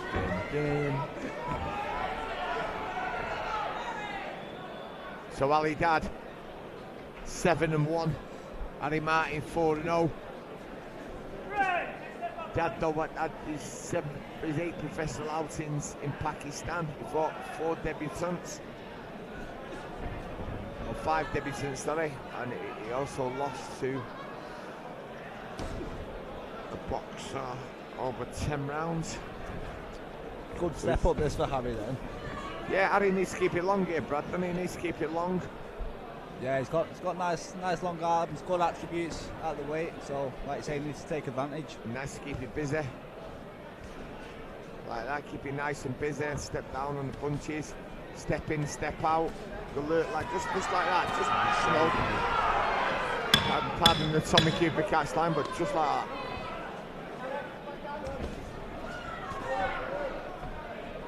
Did you see all the first round there, Brad? I did it, unfortunately. It was just coming down the stairs and I got told, come and take a seat. Okay, well I'm going to score that first one to Martin. I'd like to see him busy, you know. Dad played his part in it. Ali Dad played his part in it, but, you know. But 7-1, I hope he should do. I look forward to the next 5 rounds. But Harry's going to have to step it up, get moving if he wants to win. Yeah, it seems to be good matchmaking from that first round. It's the type of fights the kids at this level need. Yeah, well, what happened was his opponent, he was fighting a southpaw about 2 days ago, and this is the opponent had been offered. So it was either fight this guy or not fight at all. I mean, you know, it's a risky fight for him, a 7-1 kid, but I'm sure Harry can do it. But his mind's weak, keeps it nice and long, boxes, gets up on the toes. Round 2. Boom, boom, shake the room. Round 2. Good start by Martin. Left, right, left. Good switching it up and down there to the body.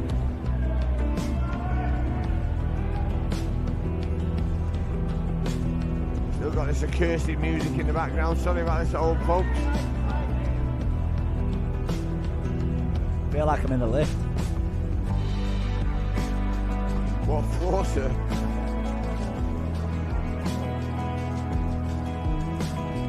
Good work there by Martin, keep it nice and long.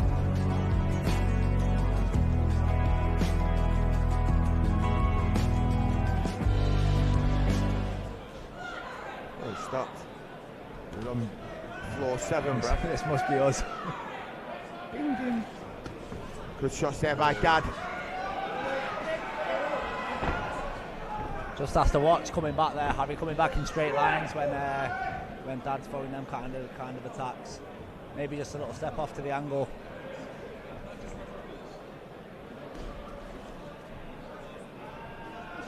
Step in, step out a bit like that, but pretty different shots. Step on those toes, keeping nice and busy. The bigger man.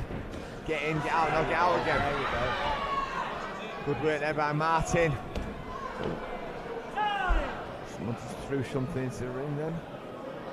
Was it gum shield? What was it?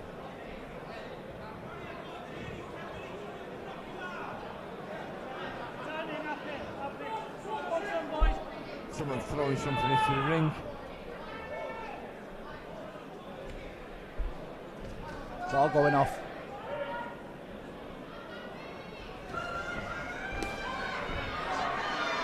Good shot. Left up for instant. That's good by Martin. Nice. Stay, Good get work. in and get out. Good. On the toes now. My instruction would be. Good work at him from Ali Dad. You've got to get busy here, Brad, and you've got to get busy. Yeah, he has. If he's not throwing, even see the little feint he just used then to open up the backhand to the head. Just a little feint, a little trigger, just to keep Dad busy, just so he's not coming in. Just a little stamp of the feet.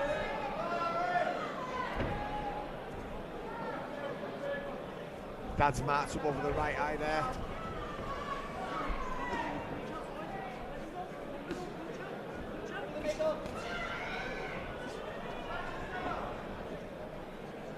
Bit like yourself, Brad, he's got long arms.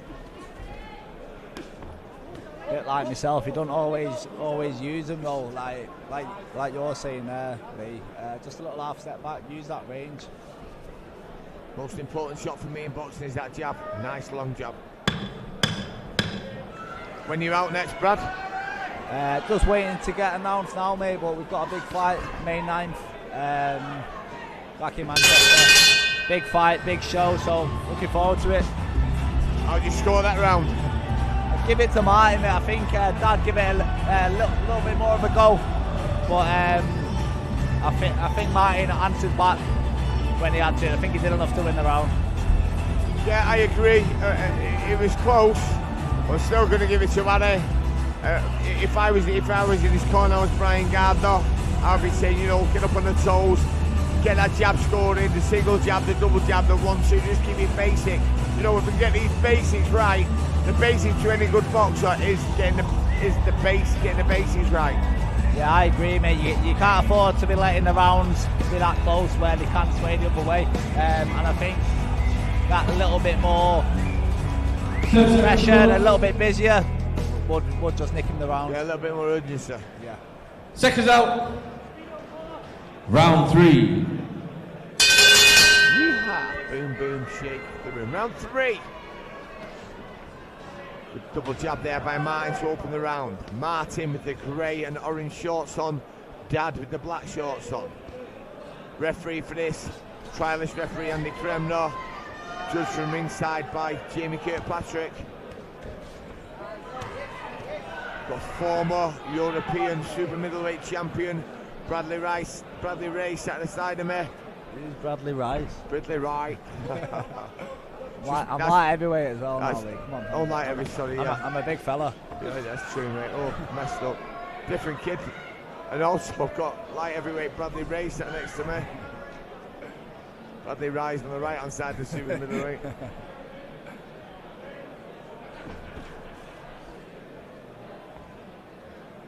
This is when, you know, you should be scoring.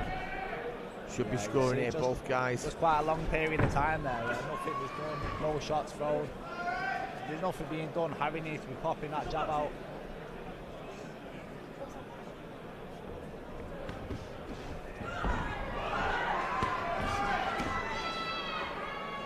Doesn't work, keep working.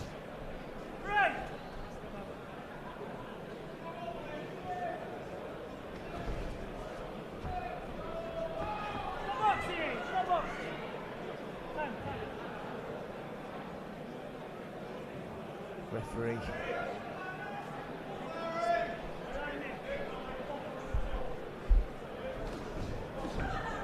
Nice uppercut there by Martin.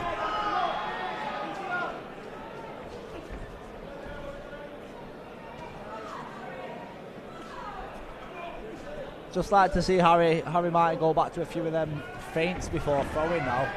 I feel like Dad's kind of come accustomed to the shots that he's going to throw. Maybe something a little bit different to lead off with, or the feint. We'll change it. I agree with you, Brad. No good standing there. You've got to keep moving. Nice counter left hook though by Martin. Right all landed by Dad.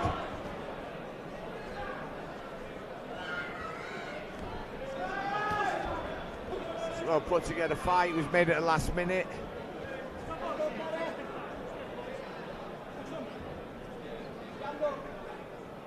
But in these early stages, I mean, like yourself, Brad, you took a short notice fight for the European title, and it became fruitful for you, didn't it?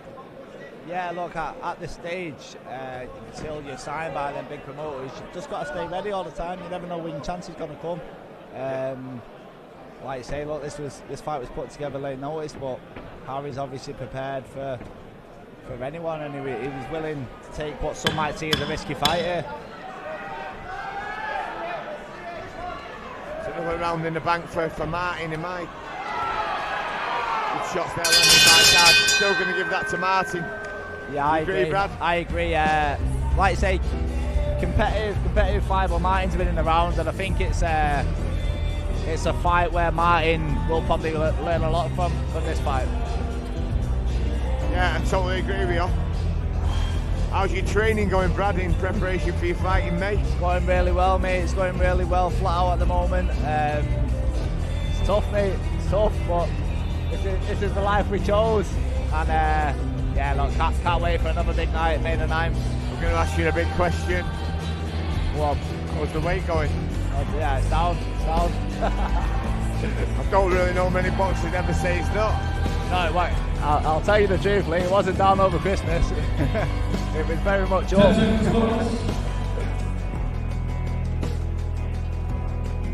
Seconds out. Round 4. Yeehaw! Boom, boom, shake the room. We enter the second half of this fight, round 4. 23-year-old Harry Martin of Stretford in Manchester versus Ali Dad, fighting out of Hull, originally from Pakistan. Dad in his 9th wrestle outing, Martin in his 5th. So he's having a go.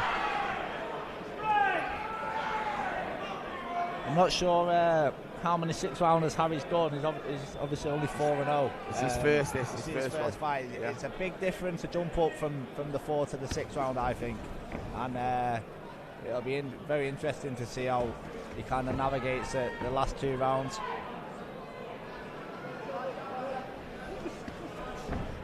Dad got a little bit of swelling on the right eye now.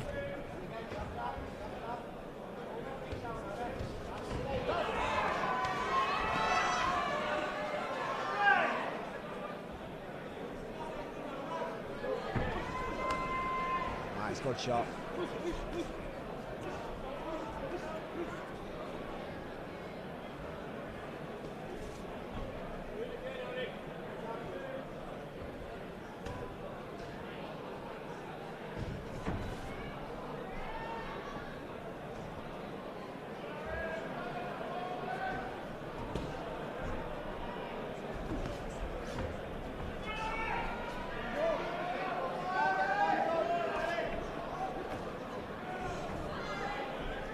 Good shots landing by both boxers at the same time.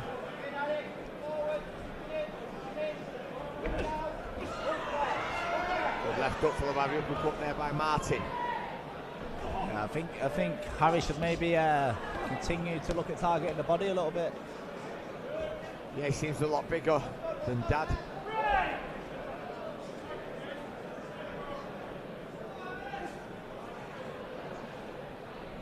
Good shot by Dad there. He's had 5 stoppages in his 7 wins, but all against debutants.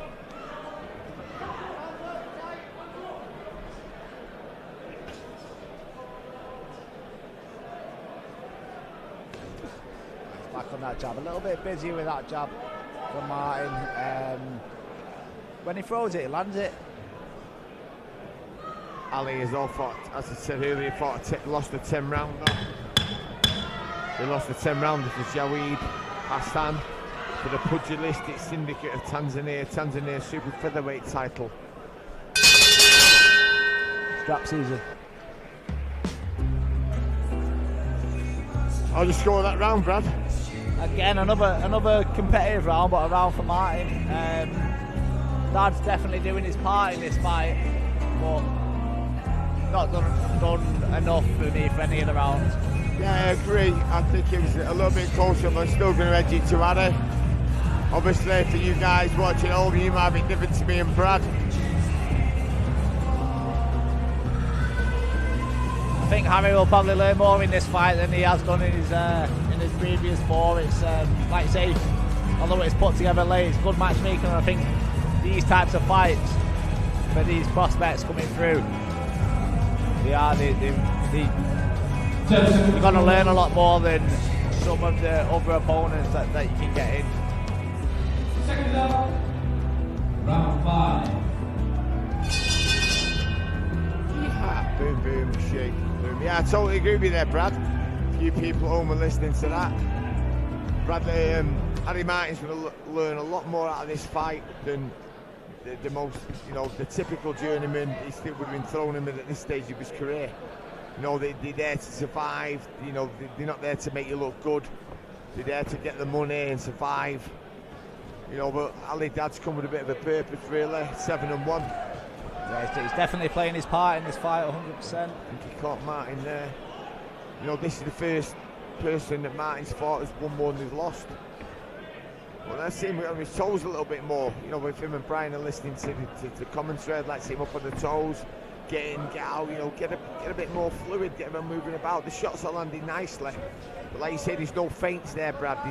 There's nothing, it's just a straight jab. You can set someone with that jab, step in, make them work, make them twitch. Yeah, if he's just a little bit busier on that jab, it'd open up a lot of the different openings for him. Busier on the jab, he can start adding them feints now, going down to the body like he has been doing. And that's how you start taking someone apart, especially in these longer fights. Yeah, and a nice triple jab there by Martin. This is round 5, the first time he's been this far. He's moving a little bit on his toes. Just like I said before, he must have heard me actually. He's now moving about, changing direction. Ooh. Thought he caught him then, but no, just a slip by Dad.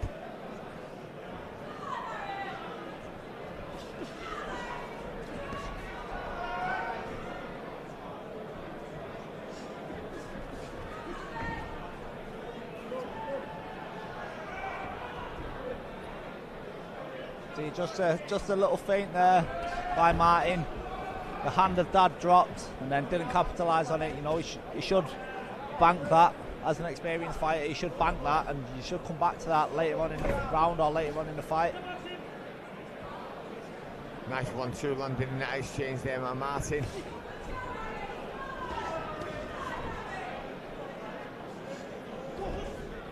Like how he's trying to rip that left to the body in as Dad's throwing, which is the most good shot, good backhand. I've seen a lot of Harry's amateur fights as well. That's why I know he was quite big as a kid. I don't think he did himself just to lose the weight, and then he's gone from heavyweight, as I said, 90th kilo down to what is he at, about 64 here today. It's a considerable weight loss for a young man, he's only 23. Another round in the bank here from me, Brad. Yeah, definitely. I think that's a good round from Harry there. Like you say, it was the first time in the 5th round, and I think he's had a good round there. I think he's come on strong. I actually think that's his best round of the fight. Yeah, I agree with you. I agree with you. He actually went by school, Harry. I think he was a year or 2 below me, but that's probably why I don't recognise him if he was 95 kilo in school. Yeah, he was heavy. Hey, we're all heavy as kids. How old are you now? Just turned 28-year-old father. Wow. Scary. Yeah, Brad had a little baby at Christmas. Oh, Christmas. Known Brad since he was a kid. Wow, where's the time gone? I mean, I look exactly the same, obviously, but, you know, father time's tough on some people. I think you actually had hair Lee the first time I met you. Minimal. No, don't think of it. Maybe a number 9.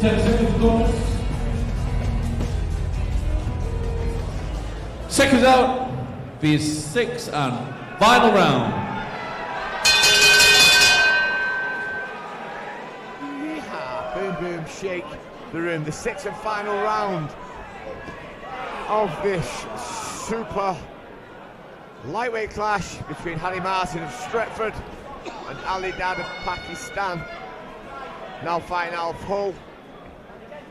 Myself and former European light heavyweight champion Brad Ray have got Harry Martin 5 rounds up going to his last one, and we had his last round as the best. I like to see him put the toes like he's doing now. Come on, move round again, keep moving, throw the shots, keep, you know, getting out of trouble. Yeah, I think that 5th round was definitely Harry's best round, and it was the first time in the contest where I seen Dad a little bit visibly bothered by a few of the shots. I think, you know, nothing major, but you know, he seems to kind of been pretty comfortable up until this point. But landed a few good backhands over that low lead hand, and you know, I'd like to see Harry kind of step in with that backhand again, look for that shot. But as we said, maybe off a few feints, maybe that feint downstairs, which was working for him earlier on. Dad started this round with a little bit more purpose.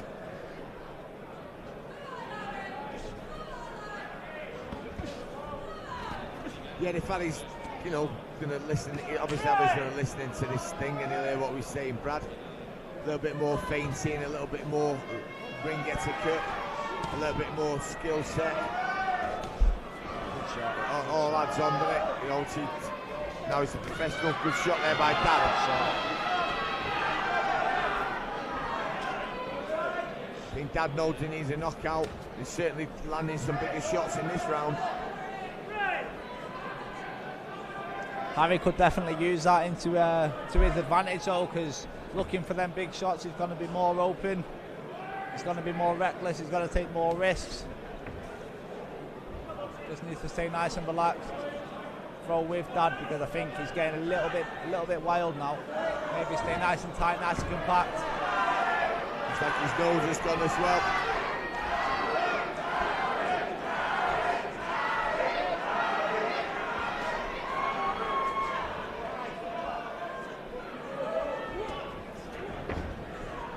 So it's 2 professional boxers from Stretford. M32. Pardon? M32. M32.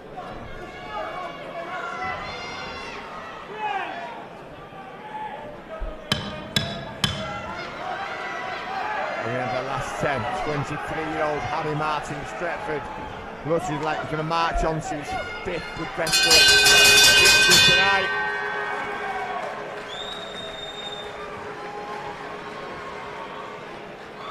I think that was a great learning fight for Harry. That. Yeah, definitely, Brad. You've nailed it there. You know, the opponent changed in the week. He was training for the southpaw, and you know they had to make a decision to take the fight. And I certainly think Brian and Harry and his father Gary will realise now that it was the right decision. Why would you turn down a fight at this stage when you had 4? You know, if you're a prize fight and you want the money and you want the experience, let's get on with it, eh? Yeah, no, I agree, mate. But it's not even about the money. Look, at this stage, you need to fight as often as possible, and you've done a tough camp. You know, he's probably done a 10-week camp. And look, you need to be active, you need to fight as often as possible, and at this stage you've got to believe in yourself. If you're good enough to fight anyone, and Harry obviously believed that, and he's shown that there. For me, he's got a good win against a game opponent. Have you scored it, Brad? Have you scored it 60-54? I did, mate. I give Harry every round, but Dad definitely played his part in that fight. Made it difficult for Harry at times, and 60-54 myself. Ladies and gentlemen, after 6 rounds of boxing, we go to Jamie Kirkpatrick's scorecard, which reads 60 points to 54 points in favour of your winner.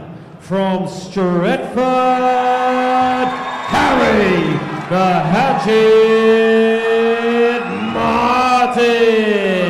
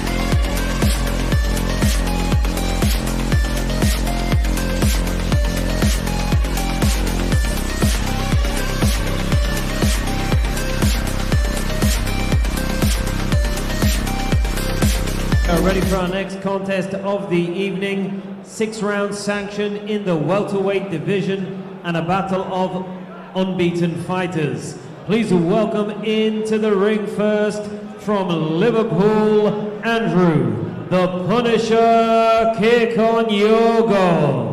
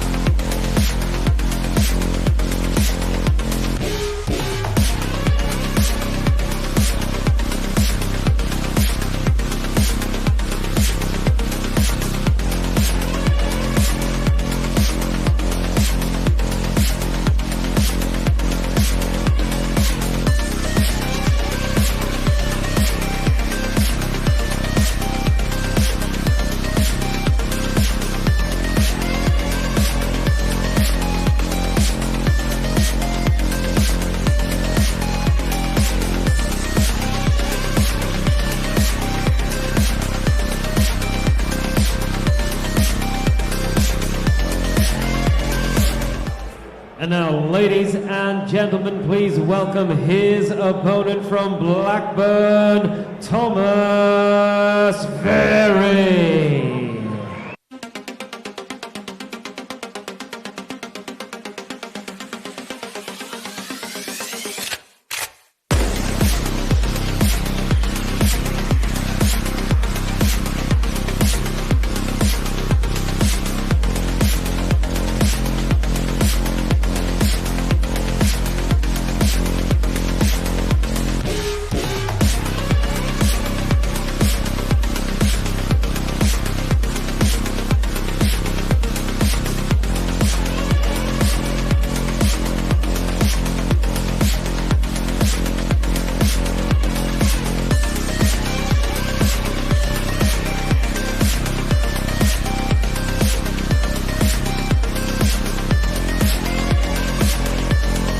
Gentlemen, this contest is presented to you by Steve Wood and VIP Boxing Promotions in association with 1111 Management. This contest 6 rounds sanctioned in the welterweight division. Your officials, timekeeper Phil Morris MBE, and your referee in charge of the action is David Mulholland. And now, ladies and gentlemen, somebody's unbeaten record must go. Introducing first, fighting out of the blue corner, he wears the black shorts and weighed in at 10 stone 4 pounds. He comes to the ring with 5 wins against no defeats, and 3 of his 5 wins come by way of knockout. From Liverpool by way of Uganda, please welcome Andrew, the Punisher Kikonyogo. And his opponent across the ring fights out of the red corner. He wears the white and pink shorts, and he weighed in at 10 stone and 5 pounds and 2 ounces. He comes to the ring also unbeaten, with 11 wins against no defeats, and 3 of his 11 wins coming by way of knockout. From Blackpool, Lancashire, please welcome Thomas Very.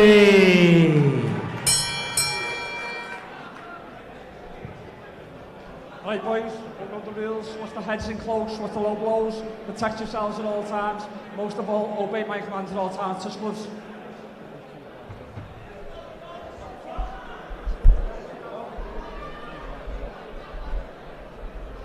Mama. Yeehaw! Boom, boom, shake the room. Round 1. 6th bout of the evening, 6th rounder between Thomas Verdi from Blackpool, coming out the red corner, the white and pink shorts on. And coming out the blue corner from Liverpool via Uganda, Andrew Kikonyogo, the Punisher. Referee for this, Tony Mulholland of Liverpool. Himself, Leaf Top of White and James Moorcroft commentating here for VIP and 1111 management. Hello, Lee. Hi. Yeah, listen to unbeaten fighters. It's great to see these fights put together. Some fantastic fights on so far here on VIP Boxing and 1111 management. Yeah.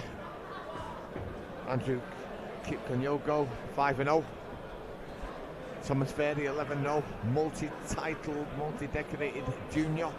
Fighting out the Shark Style Boxing Gym in Blackpool. Yeah, Thomas Verdi, I've seen him quite a few times. He's been down to our old gym, and he's a very fantastic, brilliant fighter. He moves well, he picks his shots, he don't waste much. Nice 1-2 landing down the middle, but the Punisher, the 6th event, always had 3 stoppages as well. Yeah, Andrew's looking nice and correct here. It's a good fight, this. I'd like to see Thomas keep those elbows in a little bit more. Yeah, really good job there from Thomas. Looks very smooth, very slick. Yeah, and Andrew's looking like he's happy to just land the one shot, but Thomas is coming with the 2s and 3s. There we go, 2 jabs landed. And a lovely right hand. Hand over the top.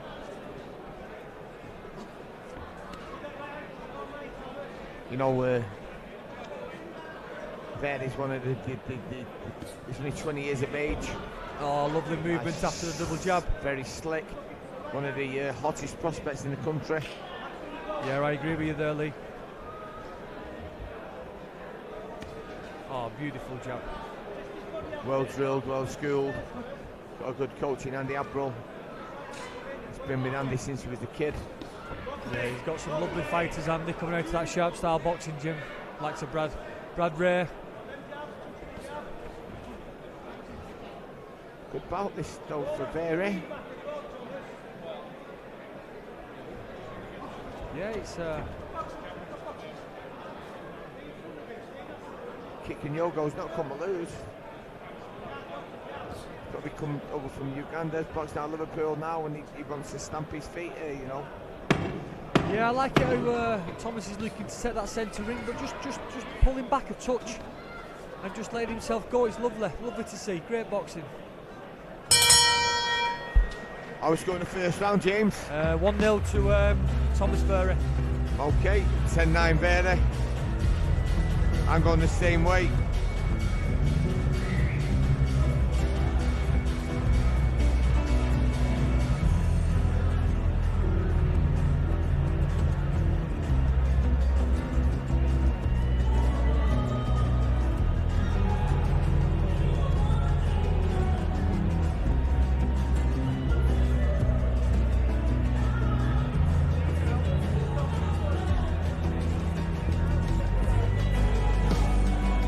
Yeah, and it looks like he's getting busy in here tonight, Lee. I know we've got a fantastic main event tonight. I know them two boys a little bit too well, to be honest, Lee. I know you've commentated on them fights before. Yeah, you know, looking forward to the main fight. You had the trilogy. Check it out. Round 2. Yeehaw, boom, boom, shake the room. Round 2. Comes fairly with the white and pink shorts on. Andrew Kikanyoko in the black shorts. Yeah, it's a beautiful jab Tom's throwing out there. It's twice. Oh, I love the left hook to the head. Yeah, this is beautiful boxing from Thomas here.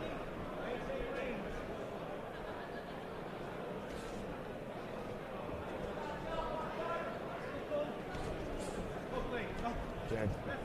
Landed with 3 solid jabs in this second round. Yeah, and Andrew's still coming forward. He still looks like he wants some of this fight himself, to be honest, Lee. But I think the work from Thomas is just a cut above. Beautiful work, Tom.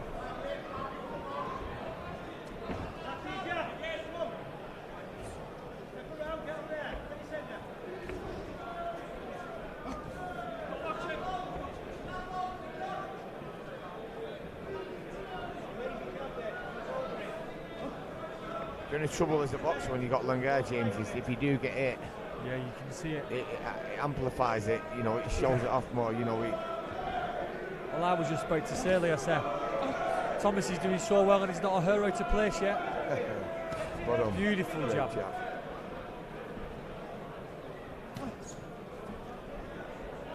I think Thomas is well in control here, Lee, and at ease as well. I think he's just picking him way through. Looking this second round, and I think he can go through the gears whenever he wants to, Lee. If you boxing purists at home watching, watch his head movement, watch his feet. You know, never takes his eyes off him. The hands are nice and high. Great backhand over the top there. Very, very slick, fast. Yeah, and his coach Andy Abril was saying that for a while now. He's going to come, Thomas. He's going to come, and lo and behold, it comes straight away. But in this boxing game, sometimes you know you see people stand out because of the movement, how they throw the shots. Yeah. You know, it's not luck how you throw the shots. Great work again. Yeah, definitely. Thomas is hitting with some lovely shots, but Andrew seems like he still wants some of this fight and he's still coming forward. Yeah, there's 2 guys in this fight. Let's say nothing away from Kikanyoko. You know. He's making a fight and he has come to win. Yeah, he's trying to make a fight of it, but Thomas Verry tonight so far just looks a mile above.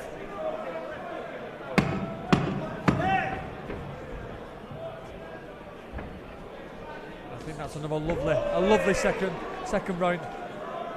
Oh, beautiful at the end there. I agree. But you know what? 2 good hard rounds there. This is what he needs as well. You know, he's in his 12th professional fight tonight, and this is probably his biggest test. Yeah, it looks like Andrew's come to win this fight tonight, so it's going to bring the best out of Thomas Verry, I'm guessing. Yeah, so myself and James Moorcroft have got it 20-18 after 2 rounds. There's some good fights again tonight so far, James.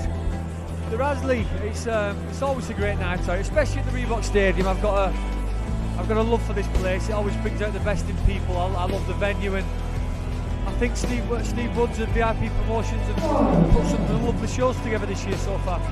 Yeah, question for you. Did you just go to sunbed before you fight? No comment. Absolutely. Round 3. Yeehaw. Boom, boom, shake the room. Round 3. Very red. Kikanyoko blue. Yeah, I'm looking forward to this round. He's going to see if Thomas is just going to keep on picking him off at distance, or whether he's going to maybe try and stand a little bit and land his own big shots. Oh, beautiful work. And the movement after it was lovely. Absolutely lovely.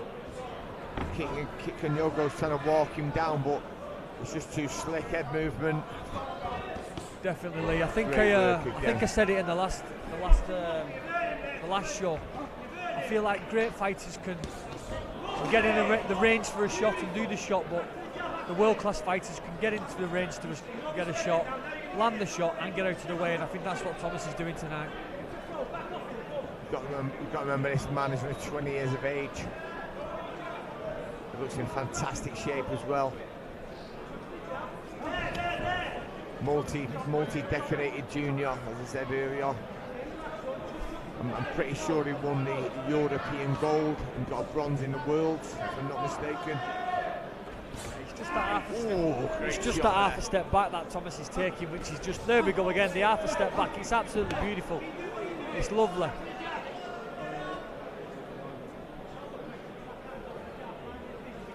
But Andrew's still up for it, he's still coming forward and he still wants some. Just going to say, let's take nothing away from. That backhand to the body was lovely. Andrew Kipk and Yogo, you know, he's putting on, probably, you know, making Thomas Ferry perform this well. Because he's a good kid. Like I say, it's his impressive outing. 5 wins, 3 by knockout. Yeah, definitely. And he's certainly come to win.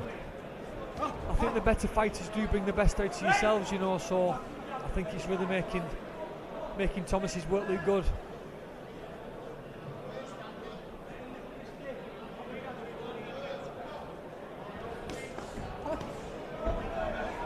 Three very sharp shots landing there, James. Yeah, there is. I think I'm seeing a bit of blood coming out of Andrew's mouth now.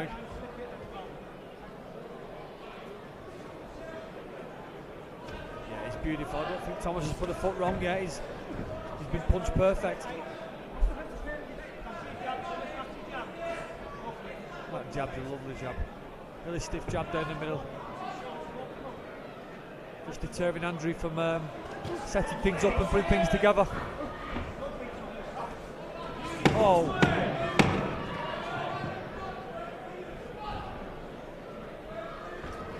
Oh. This Andrew's very toughly.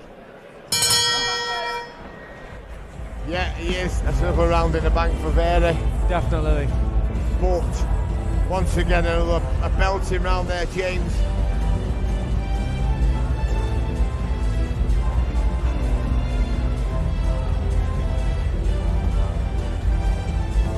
So we've both got it, myself and James Lowcroft, we've got it 3 rounds to Veras. We've got it 30-27 after 3. Yeah, definitely by a clear landslide for me. I think there was 3 punch perfect rounds.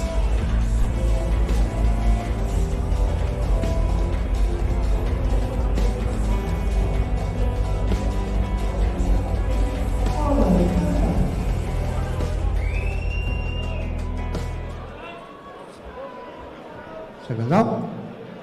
Round 4. Yeehaw. Boom, boom, shake. We're in round 4.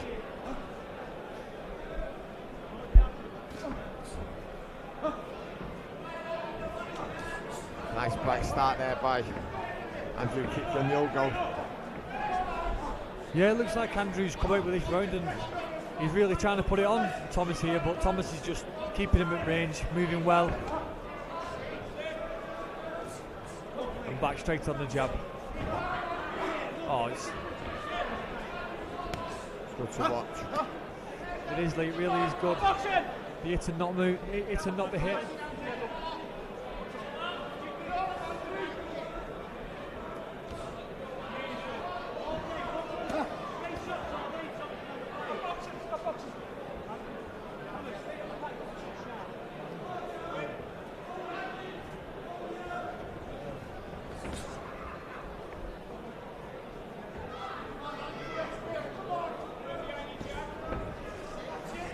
Oh, it's another lovely.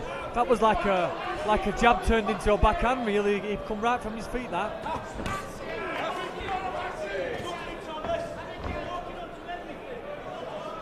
When he finishes shots, he rolls out of them smoothly. Oh, very short right hand landing there, Lee.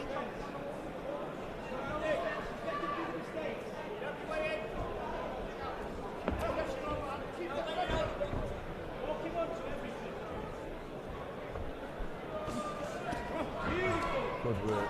Yeah. Here on the Abril cornerman shouting beautiful, and it was 3 unanswered shots there.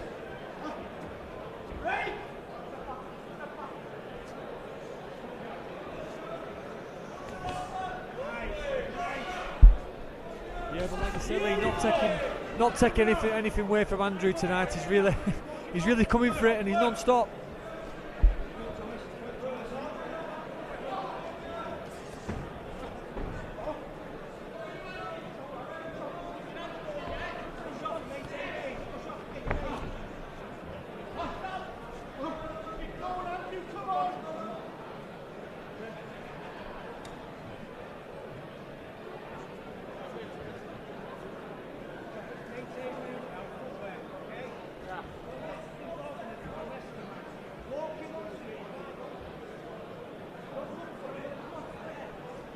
And the apple there. Throwing instruction to Thomas Ferry. This kick from Yogo. This is gun shield put back in. Oh. It really is great to see, Lee. And did you say Thomas is only 20 years of age? 20 years of age and showing this kind of skill. I can't wait to see Thomas's career unfold now, Lee. Made his debut in September 23. 3 fights that year, 4 in 2024. He had 4 again last year. Good work. Goes back to the corner.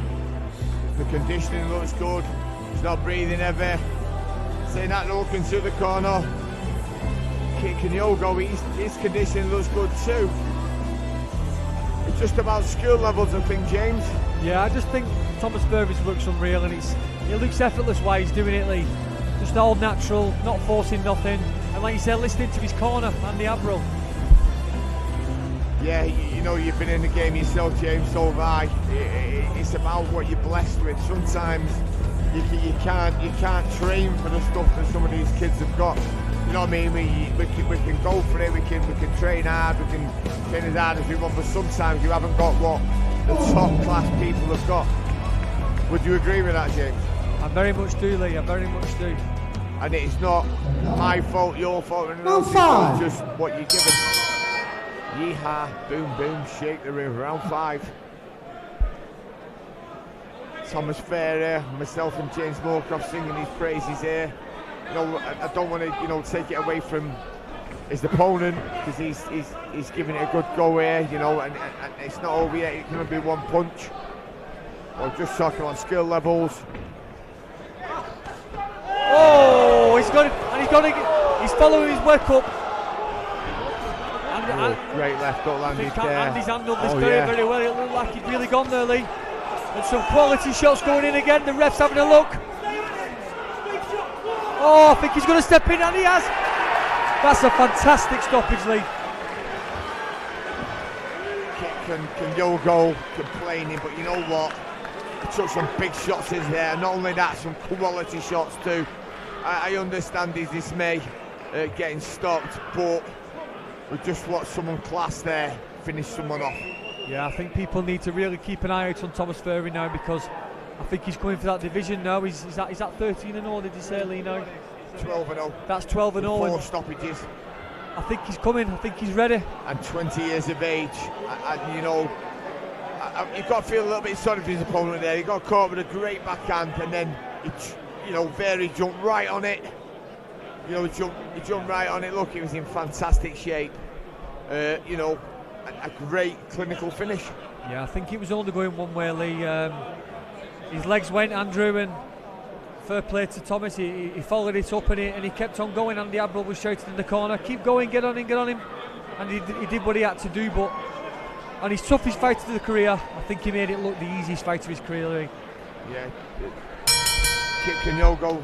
Ladies and gentlemen, your referee David Mulholland calls this contest to a halt. Official time 41 seconds of round number 5.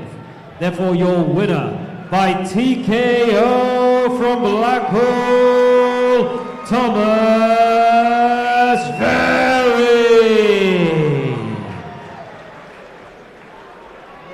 20-year-old Thomas Ferry marches on to 12 victories, 4 by stoppage now.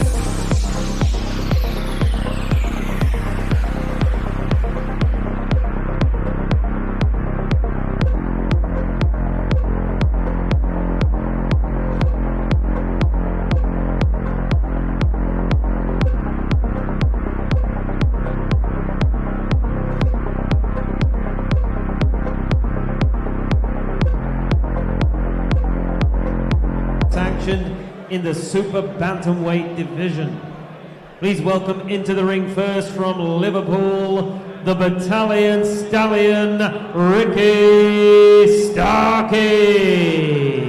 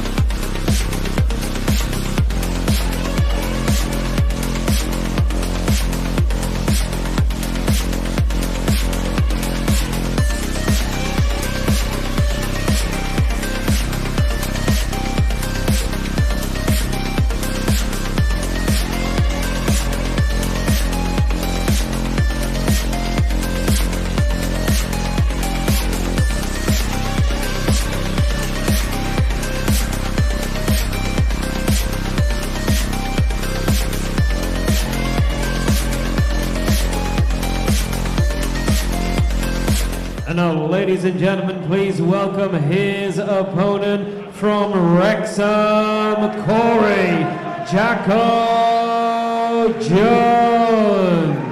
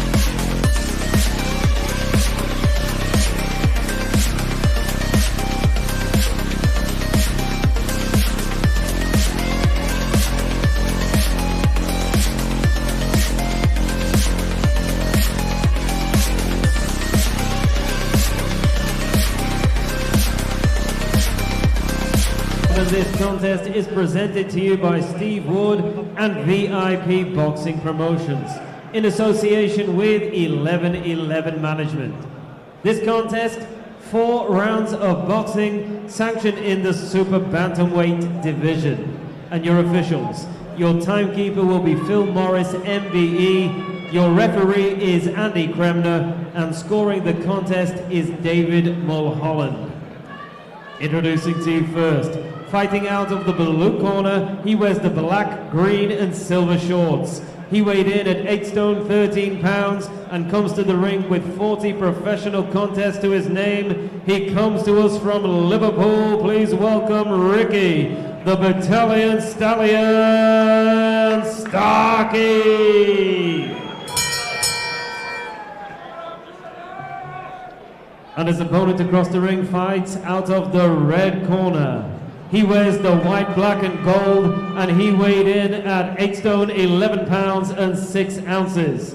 And ladies and gentlemen, tonight is the professional debut of this 5-time national champion from Wrexham, Wales, Corey Jacko Jones.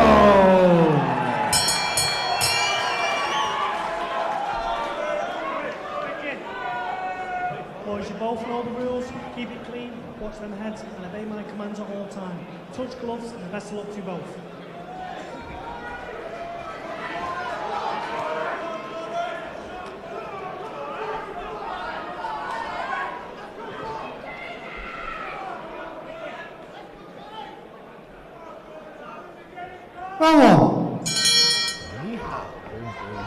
Round one. 7th bout of the evening. Between Corey Jones making his debut from Wrexham and 45 veteran Ricky Starkey from Wales. From Liverpool, apologies. Referee is Andy Kremner. Corey Jones, former Welsh champion, fought on James GB as an amateur, also fought in the Commonwealth Games for Wales.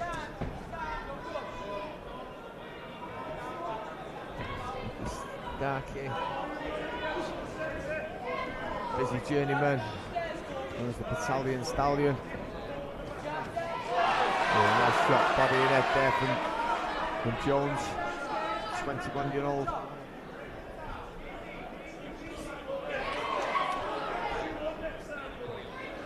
It's in great shape. Weighed in 8 stone 11 and 6 ounces against Starkey's 8 stone 13. So Danny Wither in his corner, Jones from the No Limits gym.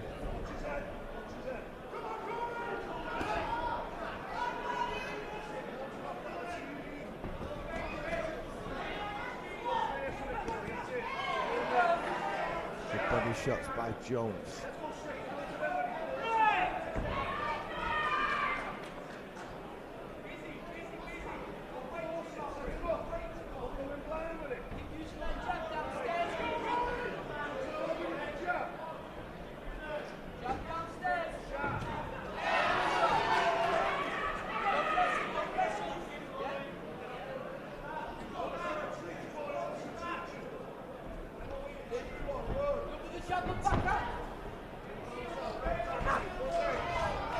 Good feinting, good head movement by Jones. I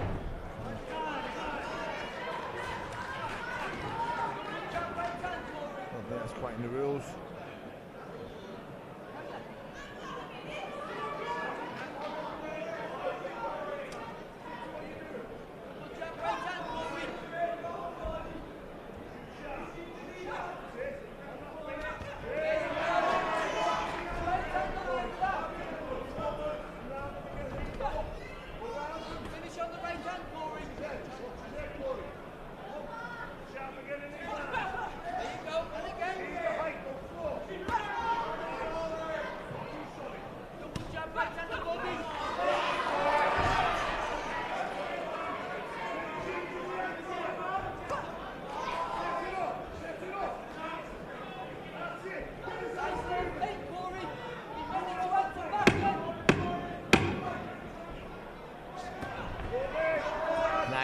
Nice left hook landing there by Starkey. All in all, good first round by Corey Jones. One in the bank in his debut round. as a professional athlete, a professional boxer, sorry.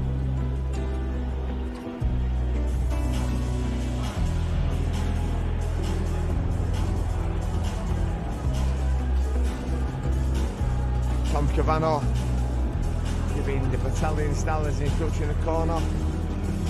Danny Riddle giving his instruction to Corey Jones.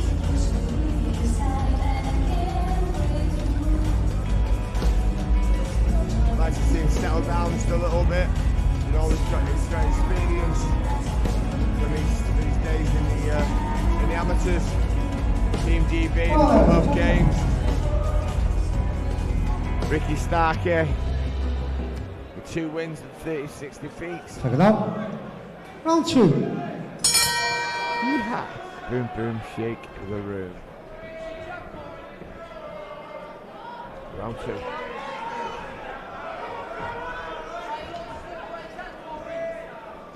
Starkey with the green and black. Jones, white, black and gold.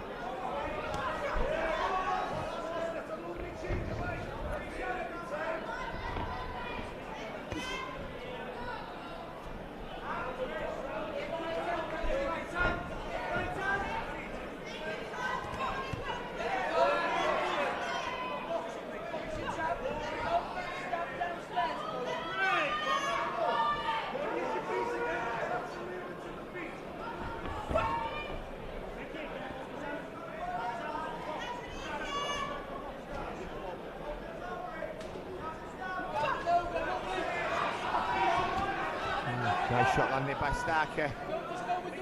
It's in his 3rd fight of 2026. Oh, 2nd, sorry. He lost to 2-0 Jack O'Neill on 27th of February over 6 in Belfast. Good left hook landed by Jones.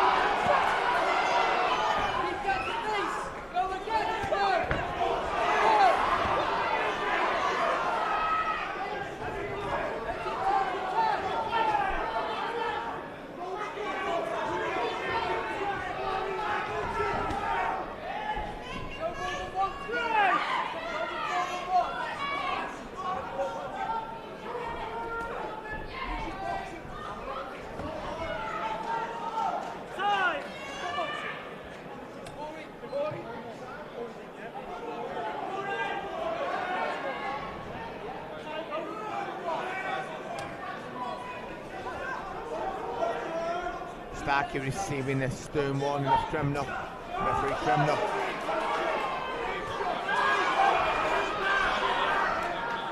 And he's holding.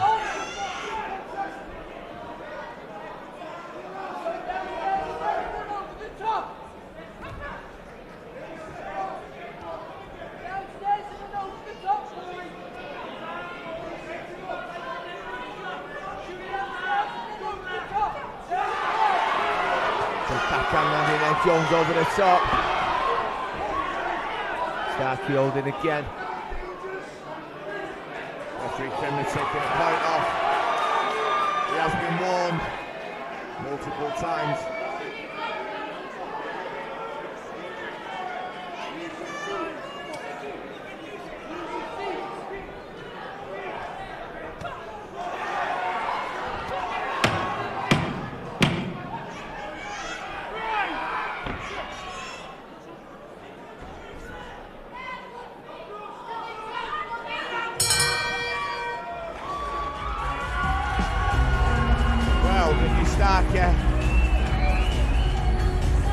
Shoved his back to the corner, for losing a point in that last round.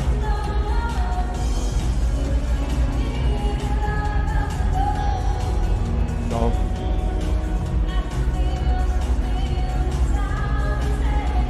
after 2 rounds, it's 20-17.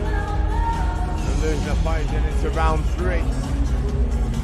What Starkey's got to be careful of now, he's not getting stopped, or at least another point taken off the referee Kremno during his case. But I can see it happening. Corey Jones just getting on with his job, boxing well. 21-year-old, the man from Wrexham, looking for a bit of voice of his crowd. Round 3. Yeehaw, boom boom shearing. Round 3 of the schedule 4.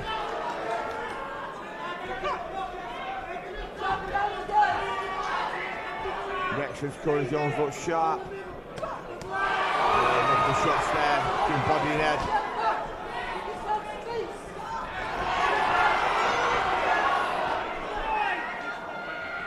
Hey Corey, give yourself space.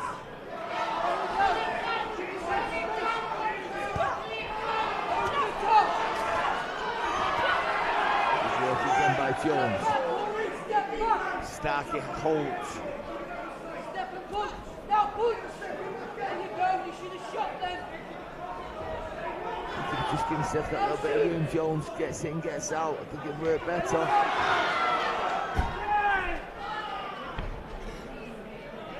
Premier warns him again for the holding. Good tackle that time.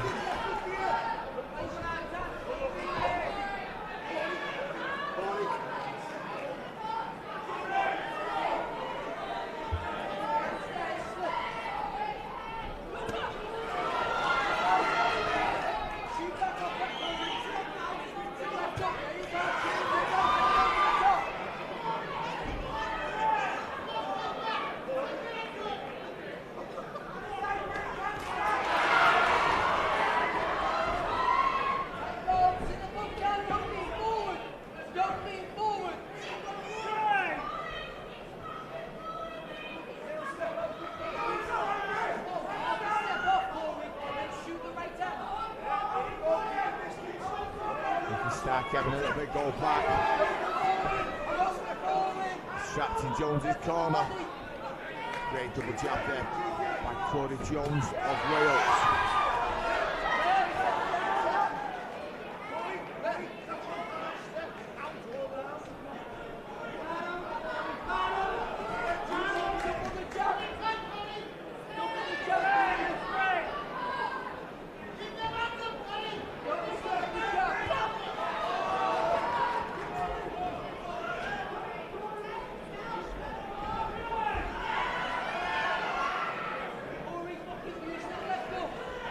Referee needs to for that. It was a little bit dirty there by Starkey. And again, constantly holding and grabbing. Don't neglect your jab, Corey. Use that jab. It's making it awkward. Jones is trying to box. Starkey's just spoiling, really. Great uppercut, Corey.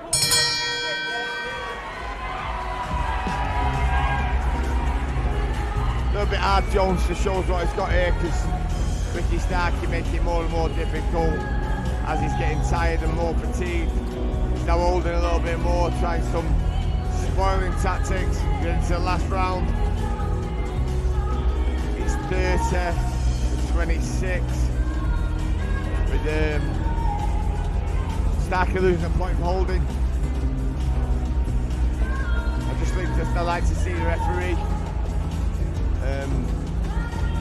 tell Starkey about his misdemeanors.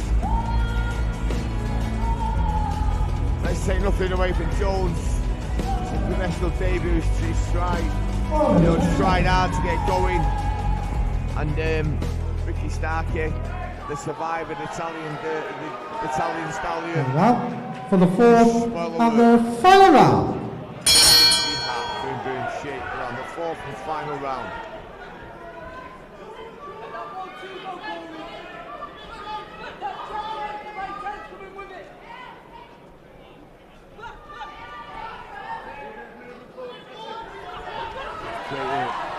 Big jab, big backhand through the middle. Shoot! You should have shot then.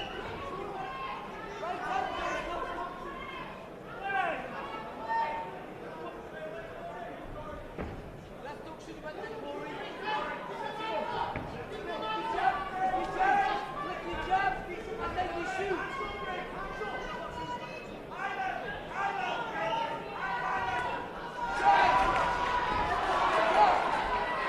Great shot standing by Jones.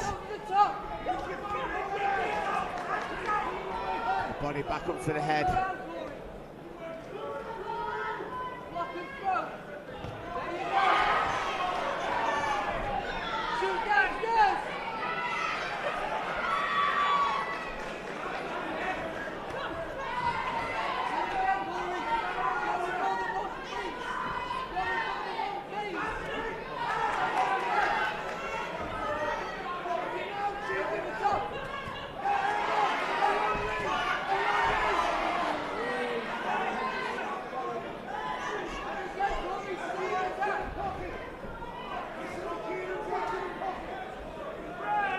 Jones not been allowed to work.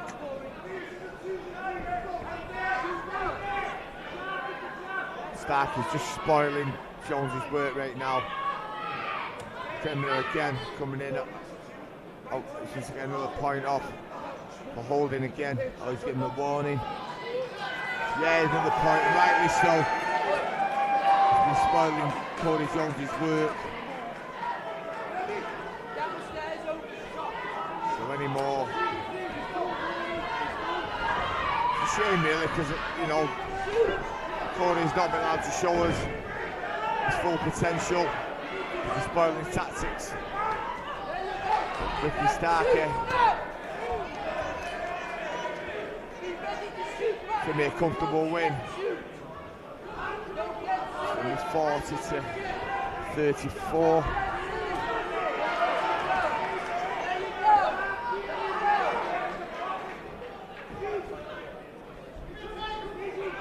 Now he's got Sparrows making it a little bit easy for Jones to use his ripper to add a shot.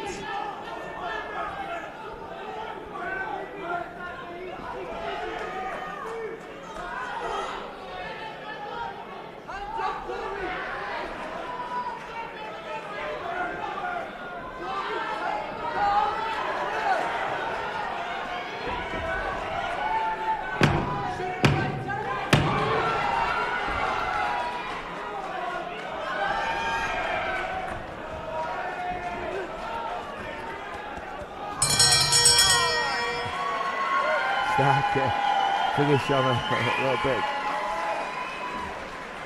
Attack himself. Anyway, professional debut of Cody Jones. Well done there to Cody.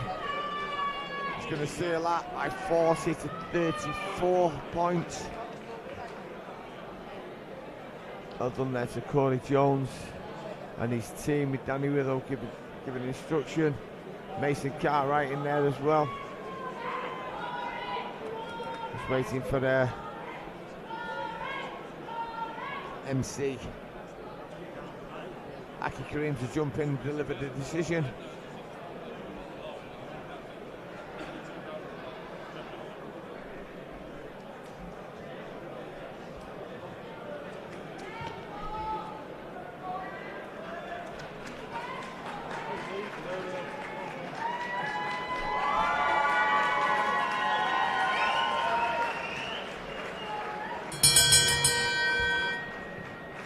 Ladies and gentlemen, after 4 rounds of boxing, we go to David Mulholland's scorecard, which reads 40 points to 34 points in favor of your winner.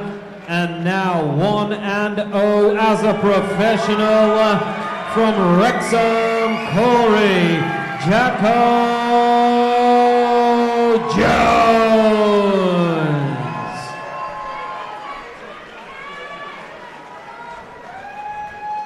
Well done to Cody Jones of Wrexham with his professional debut.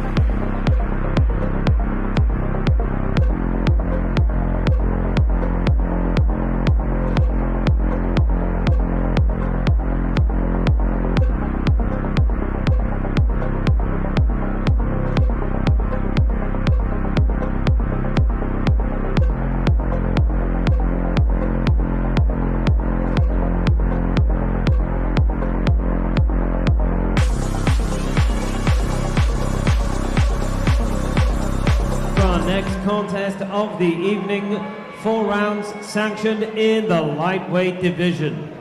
Please welcome into the ring first from Argentina, Jose Ezequiel Sanchez.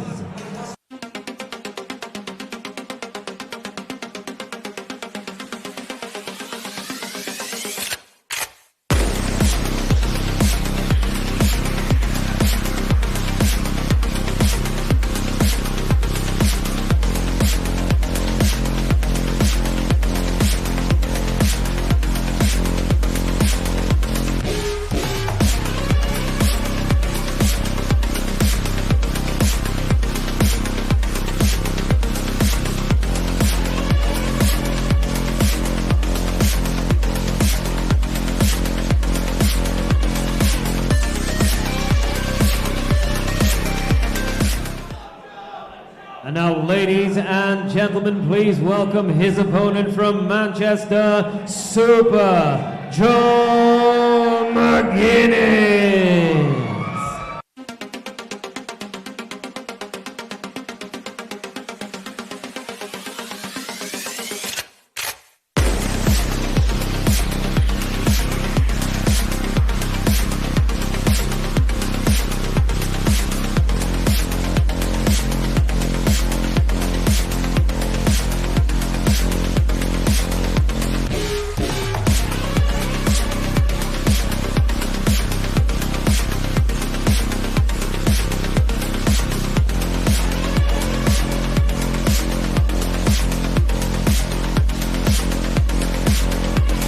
Ladies and gentlemen, this contest is presented to you by Steve Wood and VIP Boxing Promotions in association with 1111 Management.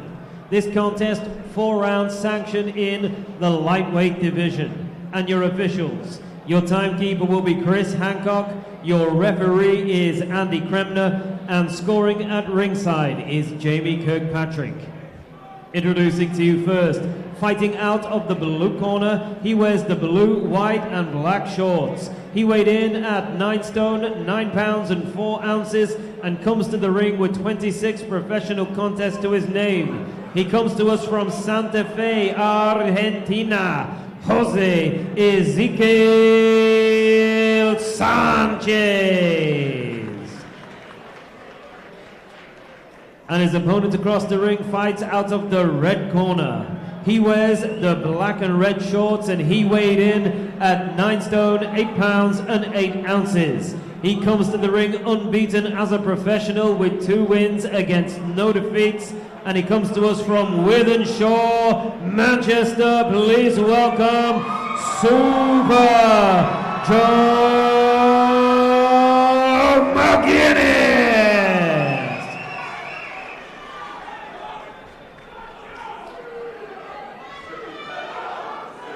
Boys, you both know the rules. Keep it clean, watch them heads, and obey my commands at all times. Touch gloves, and the best of luck to both of you.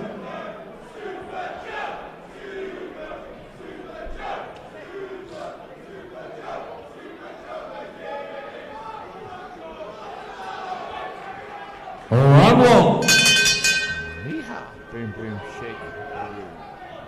Round 1 of the Schedule 4 in the lightweight division. On the red corner, Joe McGuinness of Wythenshawe.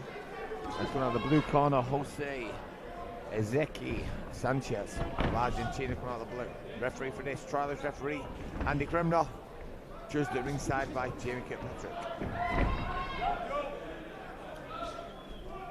Super Joe McGuinness, 24 years of age. Used to box for Jimmy Egan's gym in Wythenshawe. Haven't done many times amateur. Don't know much about Jose Sanchez. Apart from he's 32 years of age, won 3, lost 22 and drawn 1. And stopped 3 times. Made his debut in September 2021.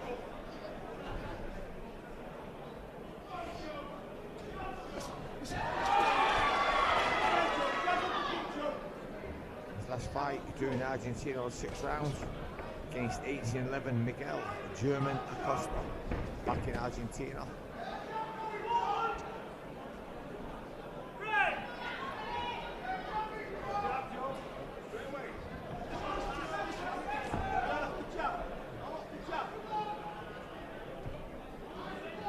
Sanchez had 1 stoppage in his 3 wins.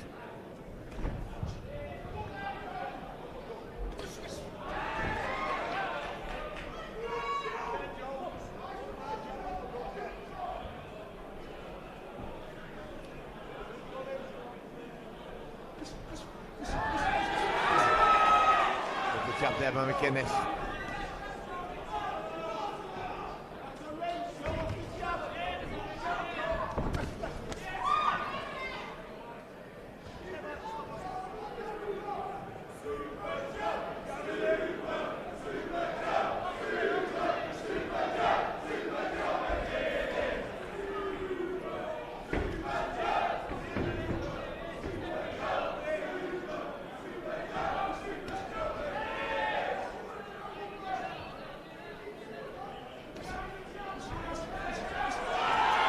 Quadruple jab again by McGuinness.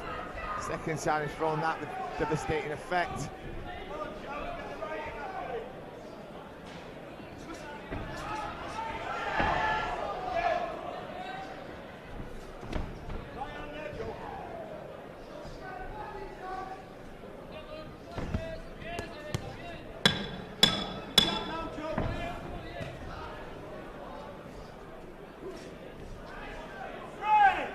Nice work by McGuinness in this first round. He's took that round quite comfortably, in my opinion. Steve Egan, his long-time amateur coach, now his professional coach, is just in the ring. Instruction. Andy Ray cuts him for the night and second. Mike Jackson giving instruction. Jose Sanchez. Get ready to start round 2. I've got 1 round up for McGuinness.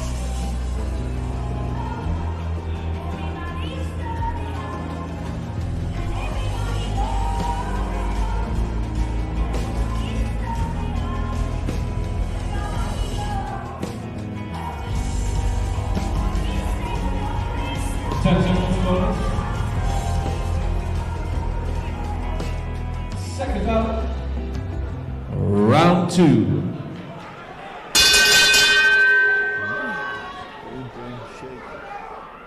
Round 2. McGuinness, red corner, red shorts. Sanchez, blue corner, black, gold. And the Argentina flag down his shorts.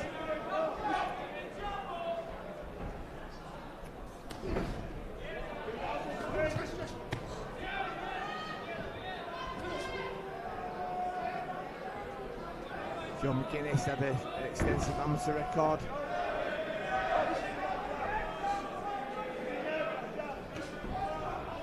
In the ABAs, I think it's a semi-final 1 year, but multi-Northwest champion.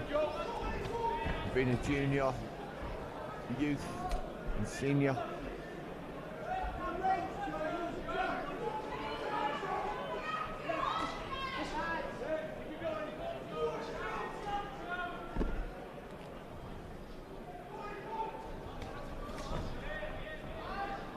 Sanchez right up the top.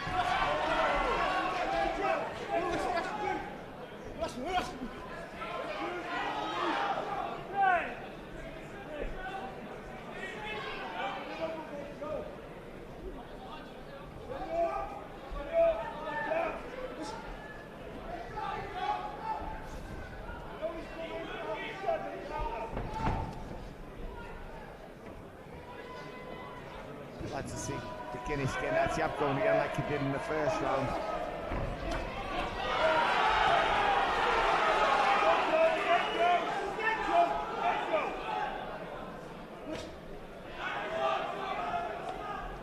Great straight jab.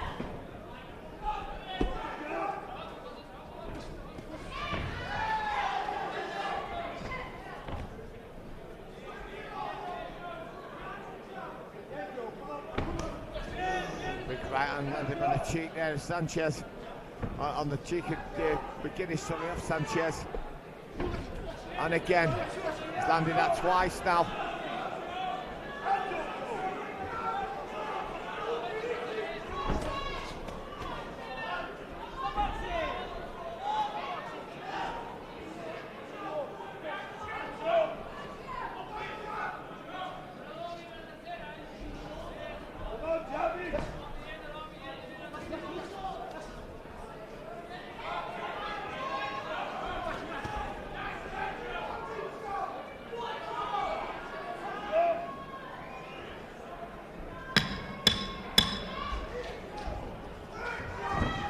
McGuinness needs to get back on the jab.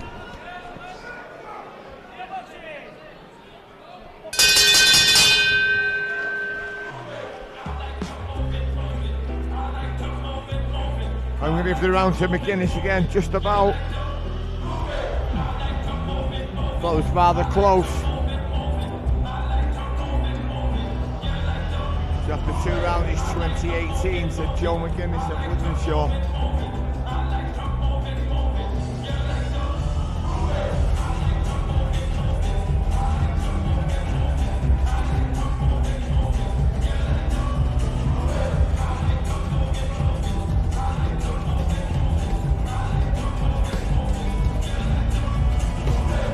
Sanchez getting his instruction of legendary cornerman Mike Jackson, been in the game a long time.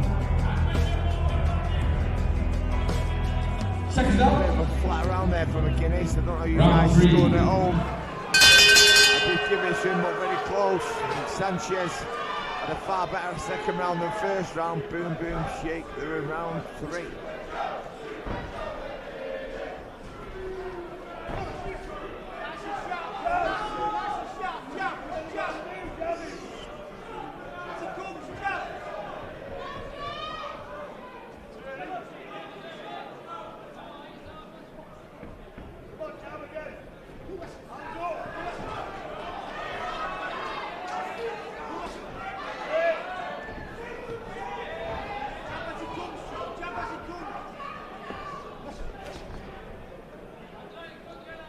Eithan shouting jab as it comes, but McGuinness is neglecting his jab in my opinion. You know, if you don't, it's nice, get it out there. McGuinness, look out that jab. Good work.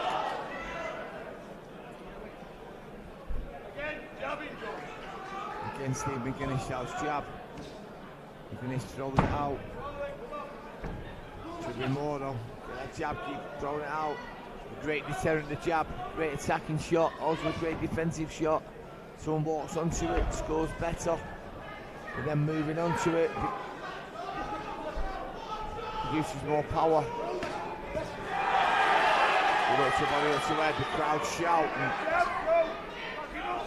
accepts it as a good shot.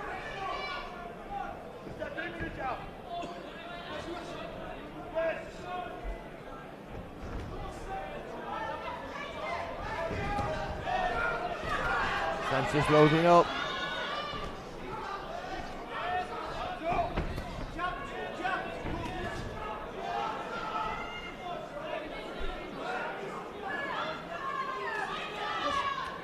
McGuinness holding.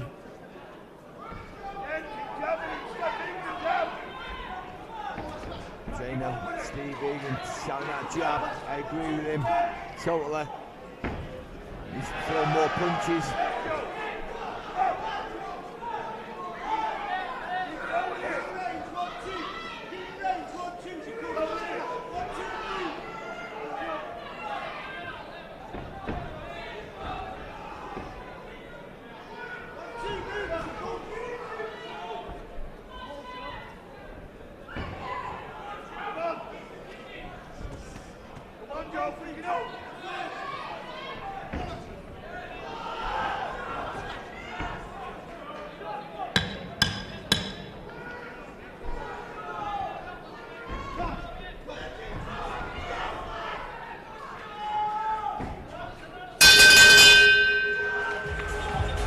Didn't really find that good round.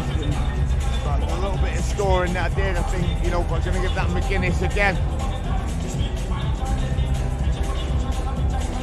I don't know if he's tired, he looks a bit fatigued to me. I think he needs to work a little harder, you know, his coach in the corner, Steve Egan, shouting a comment, you know, I can see him now, trying to get that jab going. I think he needs to be more urgent and work harder. That was a bit, you know, a bit of a scruffy round that really. He was nothing really high quality boxing going on in there. Both men just throwing the odd shot here and there, but nothing decisive. 10 seconds clock. Nothing major, nothing with any power, nothing with any quality or good technique. Seconds out for your fourth and final round. Still got McGuinness. 3 rounds up, he's into the 4th round. D-Hat, boom, boom, shake the room. The 4th round. This lightweight bout between Joe McGuinness of Windshaw and Jose Sanchez of Argentina. On this VIP boxing promotions in association with 1111 Management here at Bolton Stadium. The 8th fight evening, the main fight evening is coming next.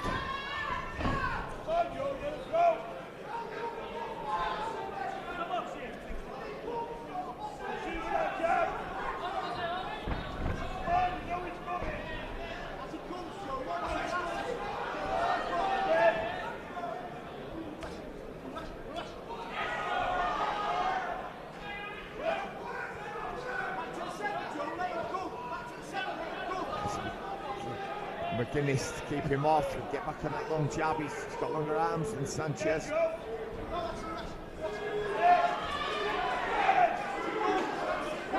don't know, if I've got the scoring right correct here.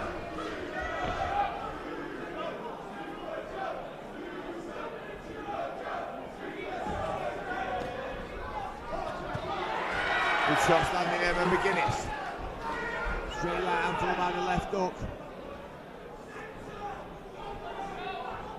Sanchez keeps marching forward, that's better. Double jab landed by McGuinness.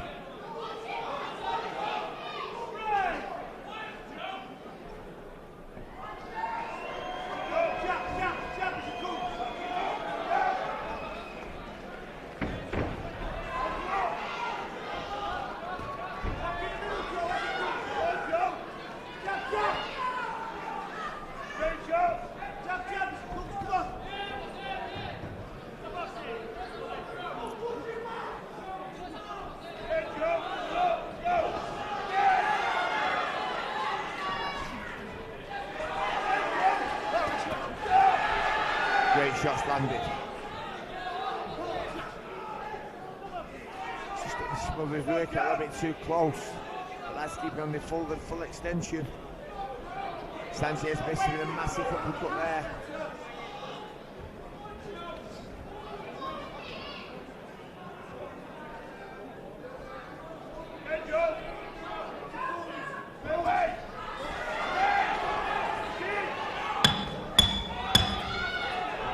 Fourth round there over. Big shots landing by McGuinness as we're on the last 10.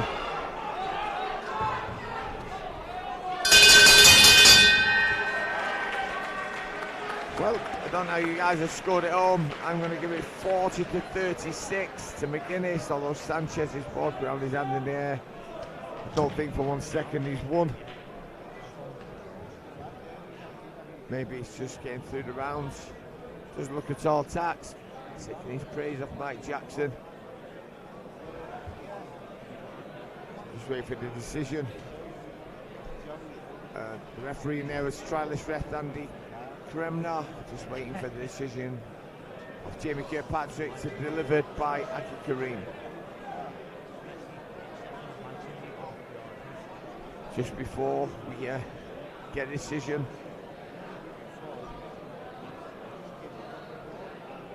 The last fight tonight is between Dom Hunt and Eithan James.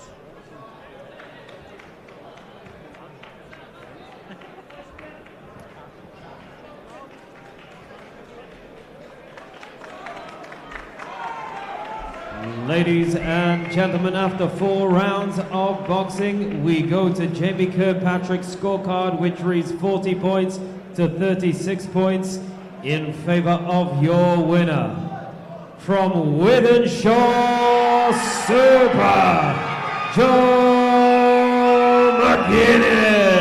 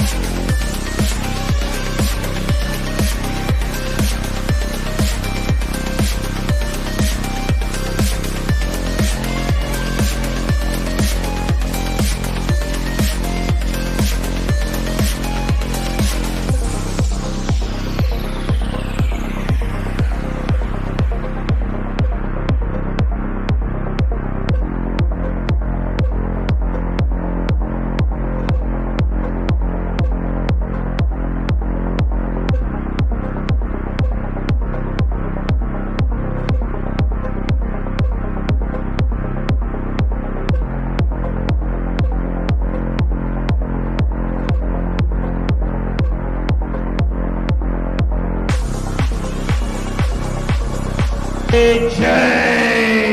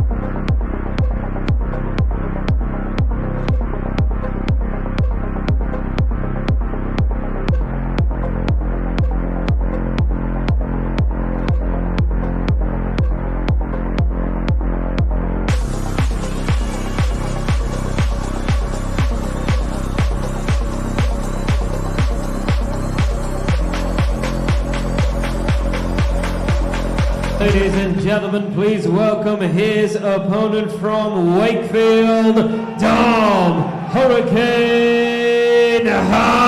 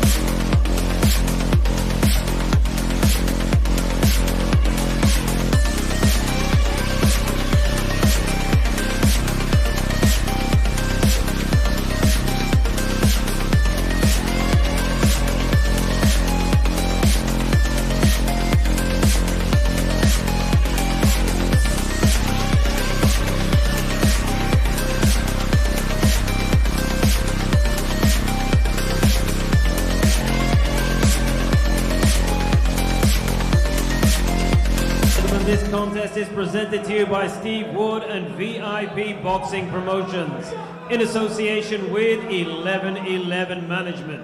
This contest is our main event of the evening, 10 rounds of boxing for the vacant IBO Continental Super Welterweight title. Your officials for this contest,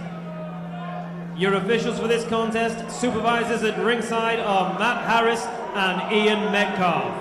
Your judges are John Latham, Jamie Kirkpatrick, and David Mulholland. Your timekeeper will be Chris Hancock, and your referee in charge of the action is A-star referee Steve Gray. And now, ladies and gentlemen, we salute those about to do battle.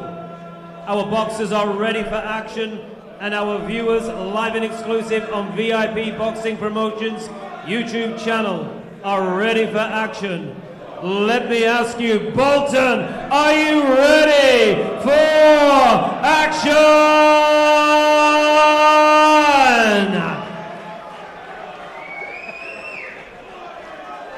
Introducing to you first, fighting out of the blue corner, he wears the grey and orange shorts. He weighed in at 10 stone, 13 pounds and 8 ounces. He comes to the ring with 15 wins against 2 defeats, and he is the former English and Commonwealth title challenger and the former WBO European champion, the fighting pride of Northampton, Eithan James.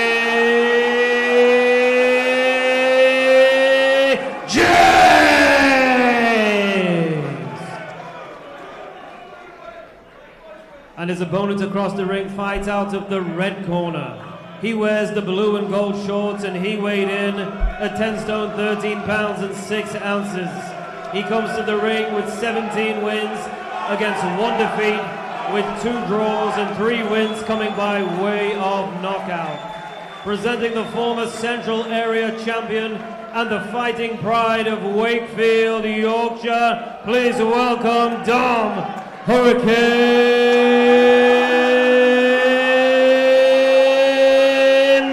Hart.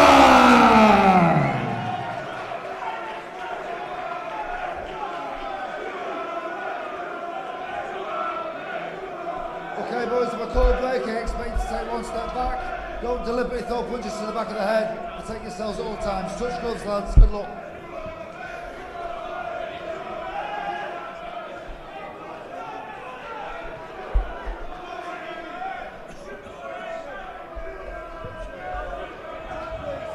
Round 1. Boom, boom, shake. The final fight of the evening is the main fight of the evening. It's the 10-3s for the IBA Continental European Super Welterweight Championship. It's between Dom Hunt, coming from the red corner from Wakefield, and coming from the blue corner, Eithan James from Northampton. Myself, Lee Topple-White, and James Moorcroft, commentating for VIP TV and 1111 Management. Yeah, hello Lee. It's a bit of a crazy one to be commentating on this, Lee. I've been in with these 2 lads and they're very good fighters.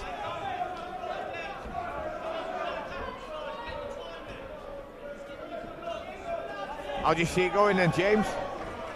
Like I said, Lee, you know, Eithan James is a very good boxer, but I know I've been in with Dom 3 times. We did the trilogy, and I know Dom will be there all night as a come-forward fighter, and he likes to get stuck in, but Eithan James wants to stay away, but he looks like he's holding his feet a little bit, Eithan James here. I think maybe going up into super welterweight, he feels like he might have a bit of power behind him.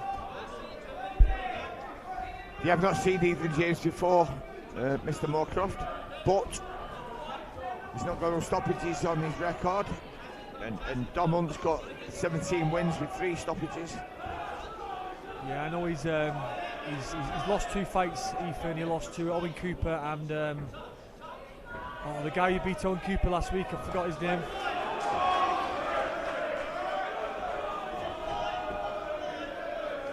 You know, I think as a junior, I think Eithan James won everything. I've heard lots about him. When I fought him, I did a lot of research, but I don't think he ever fought at senior, but at junior level, I think he won quite everything. He was a very good amateur boxer.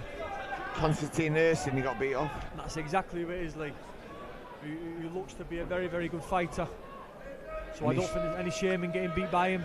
Yeah, and he's got a good corner man there. And James Conway, his son's a professional. Kieran Conway. I know James from the amateur days.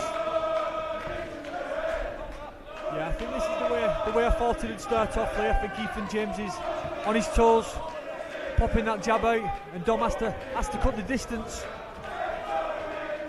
But Ethan's just out of the way at the moment in time, just getting out of the way. How was scoring this first round, Mr. Moorcroft? I'm going to have to give this one to Eithan, just on the jabs, just on the movement.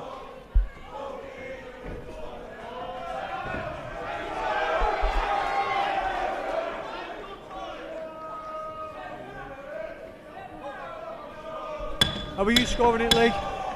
I've got the same way, actually.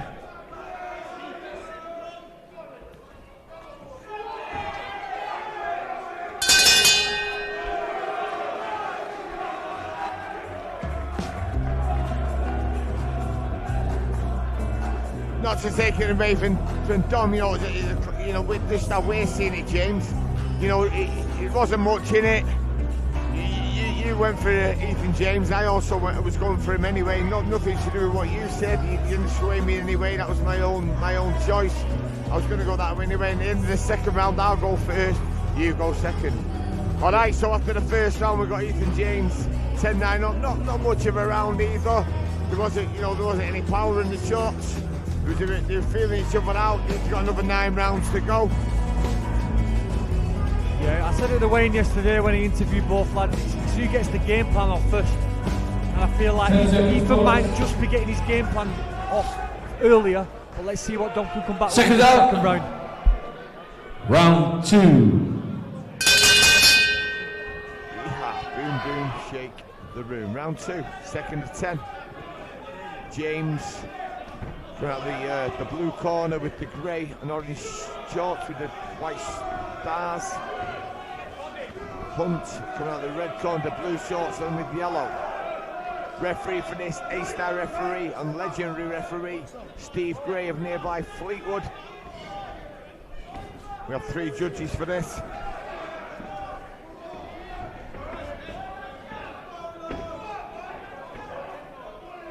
Yeah, I think like I was saying at the beginning, Eithan just seems to be getting his game plan off a little bit better at this moment in time. But Dom hits him with an absolutely beautiful shot over the top. Yeah, referee was in the way for me there, but I did see James' head getting knocked back.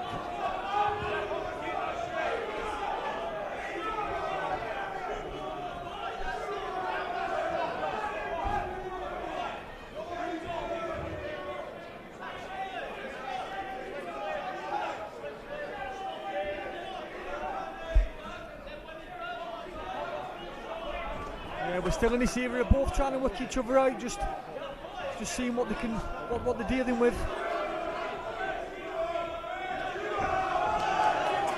Dom landed a really good shot, but I just think Eithan just edging it as we go on. What do you think, Lee?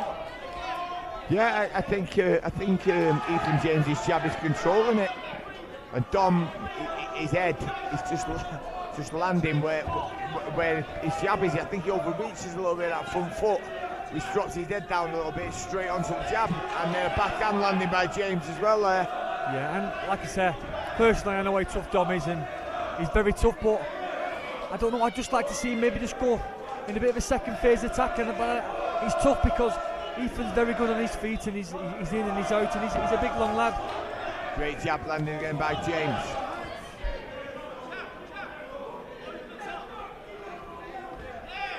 And again, double jab landing. Yeah, the Meds are coming quite close again for the second time.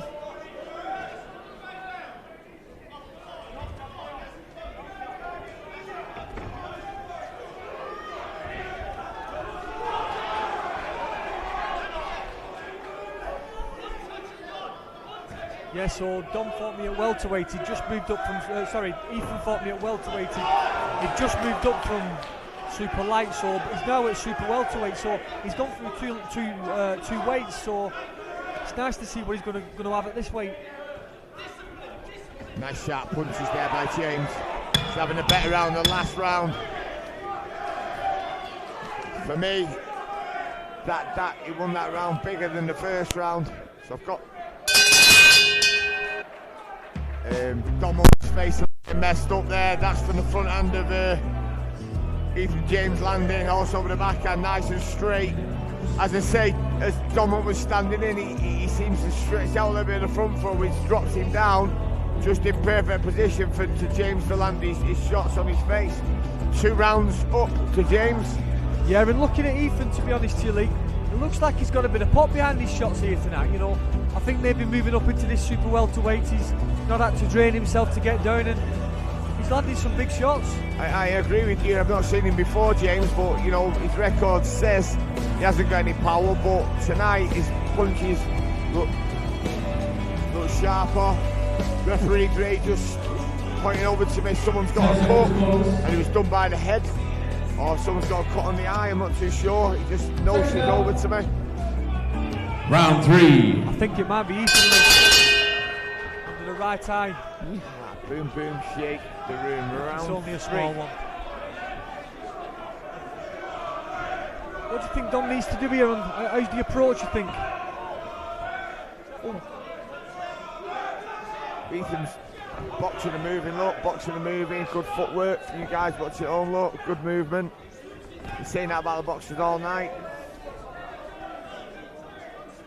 Pivoting off that hook as well.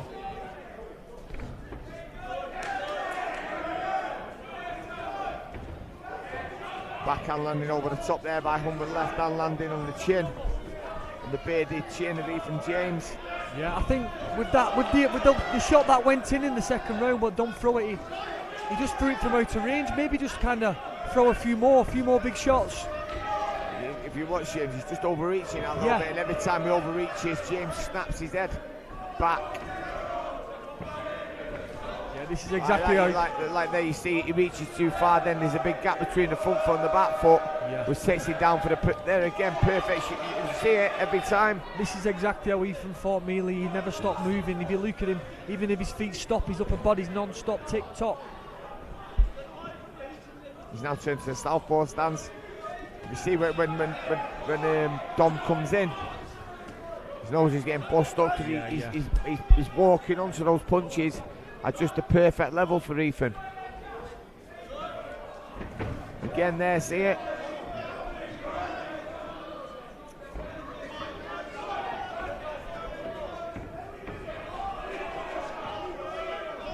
I think Dom might need to just take a few risks with them big shots, just to swing one in, just let one go, just like that. But you're exactly right what you're saying, Lee. It's just in a bit too, just stepping in a bit too much. The feet are too far apart. The feet are too far apart.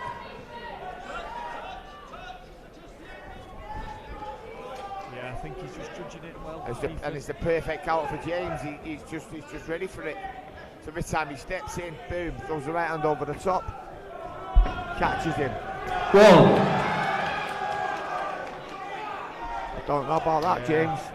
Dom's left face is looking a little bit red there, Lee. Yeah, he's moving on to it. You know, if you're moving on to a punch, it creates more power. His eyes looking. Yeah, the right eye. The eye and the nose. He's moving on to him. Yeah, he just needs to move that head a little bit more, Lee, don't he? And again, great shot by James. Jab and move.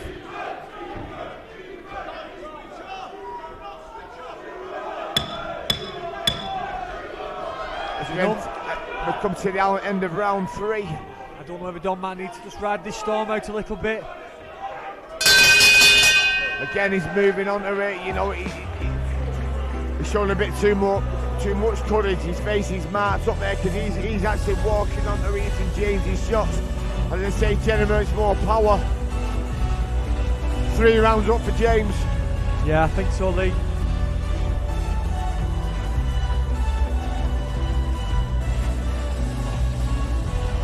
And unless, you know, takes a bite to the corner and he saw something out, if he keeps moving on to it, I can't see it going any other way. Yes, what would you be telling Dom in his corner, Lee? Would you be telling him to maybe take more chances or think of that foot maybe a little bit? Let him come on to him? It's difficult at this stage of fighting it because, you know, he's coming forward trying to score the points, but it's just like James, you know, has to move his head a little bit, maybe get to the side a little bit. I don't really know when shots to give here because I think at this point, I think he's just round 4. Round to Eithan James' punches. Yeehaw, boom, boom, shit in round 4.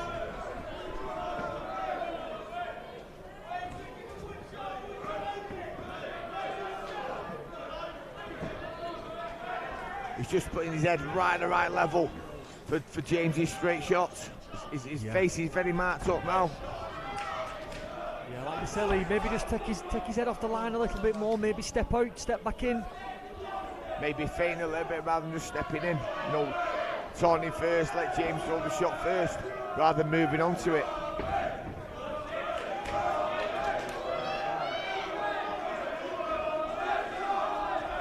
If you're moving on to the punch, he's going to hurt you more than if he's stationary or moving backwards. Yeah, I think Ethan's well in his rhythm here. He's tough to take a man out of that when he's in it. Bang dead style. And he switched to southpaw again, Eithan. He's not marked up at all, Eithan James. The 25-year-old from Northampton. Boxing very, very well. Oh, and Dom lands a lovely shot over the top, you know. Maybe just taking them risks might benefit Dom a little bit.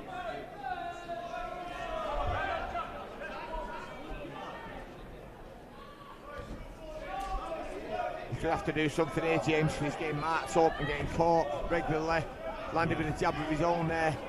Yeah, I think, like I said, Ethan's moving well. Maybe jabbing down to the body of Ethan might work.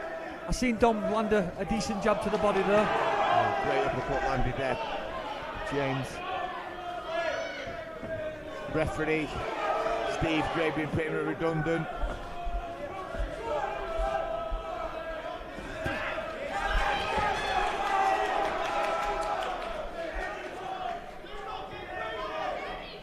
Yeah, can hear Ethan's corner shouting in, don't get greedy. I think they're happy with this round, Lee. Happy with how he's moving and winning the round well, to be honest. Yeah, he's boxing and moving, scoring and moving.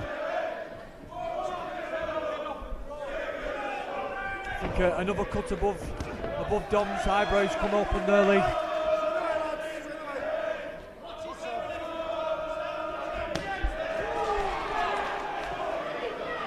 Great left hook to the body, left hook to head. And James as well. Superb double jab.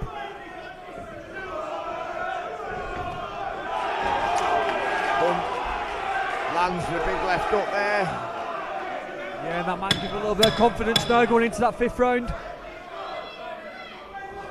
It's just that jab of Ethan's is lovely. It's lovely.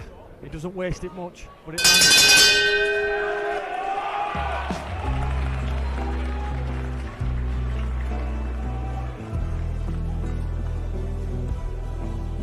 You guys watching at home here on VIP TV, how are you scoring it? Myself and Wigan's James Moorcroft have got it 40-36 to Eithan James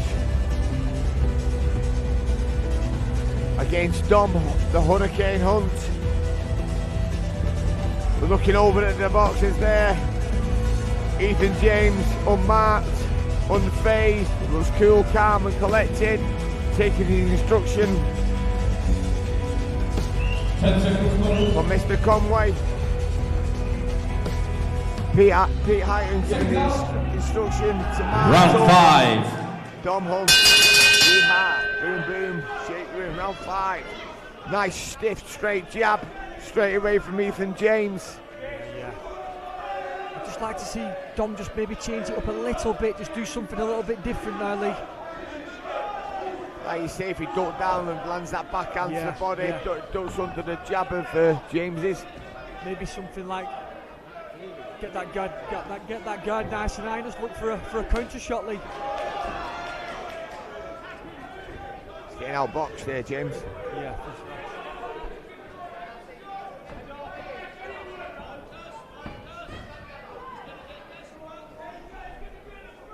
I think Dom's looking for that overhand left, isn't he? He's looking for when he can throw it, just like that. Good footwork from the Northampton man. Backhand landing right on the target. Blood and sweat shoot off the head of Dom Hunt. Yeah, I think Dom might just be following him a little bit too much. But yeah, I think Ethan's well in his groove here. He's enjoying it out there, to be honest. Oh, Dom landing. Nice left hook to the body from Dom landing. Ethan switches back to southpaw and gets straight back on the jab.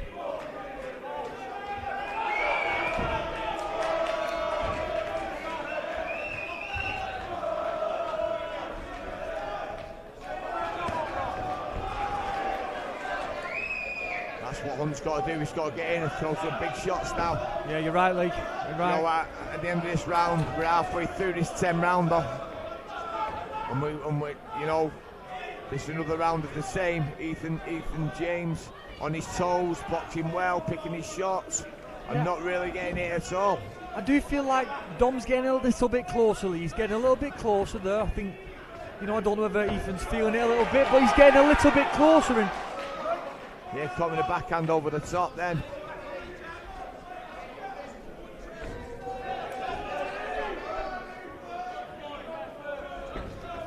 Yeah, this having a little bit more success here, Dom. Just well, he gets caught again, but just getting a little bit closer for me. I still believe Ethan's winning the round well, but Dom might just be getting a little bit closer.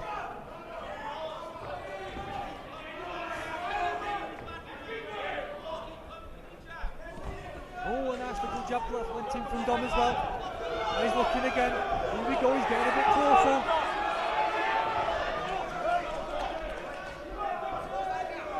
That's what he needs. He needs to get involved now. He needs to rough him up. Yeah, you're right, Lee. Is there any chance of winning this fight? I've got it 5 rounds to... oh, he lands a nice shot again, Dom. I've got it 5 rounds up for James. Yeah, I still think that's a round to Eithan, but I think Dom's getting back into this fight a little bit.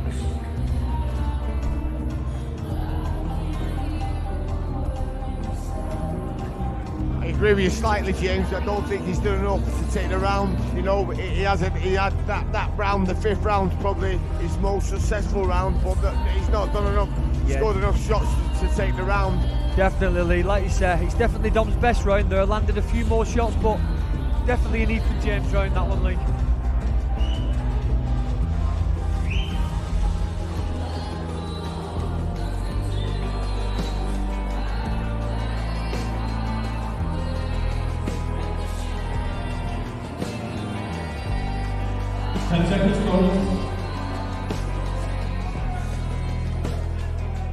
Second out.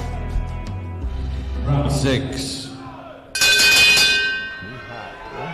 Shake the room. We move into the second half of the fight. Yeah, it looks like... I think Dom's guard's gone a little bit tighter, Lee. It seems like he's willing to take the shots a little bit more now. Instead of being ambitious and hands are open, he's looking for that counter shot. Let Eithan hit him and then go again.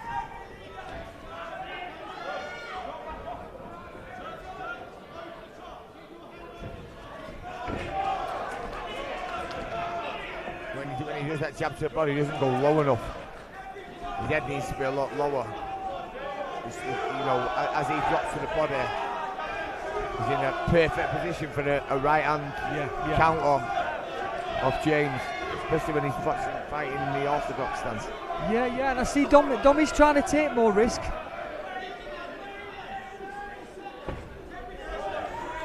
Maybe the pops come out of Ethan's shots a little bit. I don't know, but.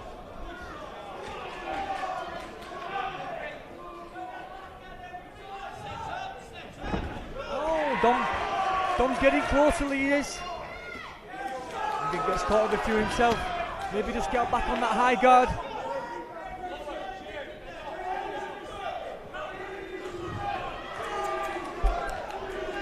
Bit of 1-2 down the middle from the southpaw stance by James. Yeah, and like you said, Dom, he's as tough as they come. He's a very tough lad. He had that very good win against Darren Tetley, where I remember watching that fight and they both just stood in the middle of the ring and had it. He got a good win against James Moorcroft. 2 draws against Moorcroft too.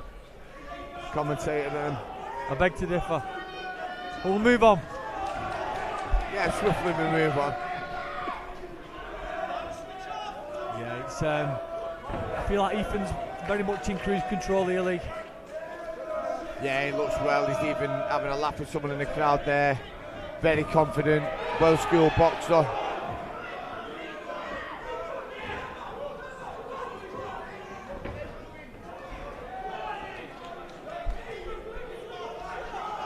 James Conway giving instruction. A very good amateur coach. And now a successful professional coach. He's on some Kieran Conway. I think he fights in the middleweight division.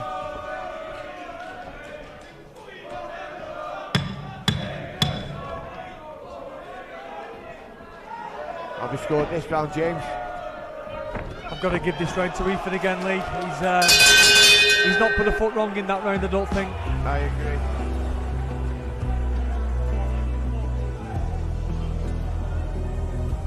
So after 6 rounds, myself and James Moorcroft have the Northampton man 6 rounds up with 4 to go. The referee Steve Gray's got no decision in the final outcome of this. It's down by the judges, John Latham, Jamie Kirkpatrick and David Mulholland.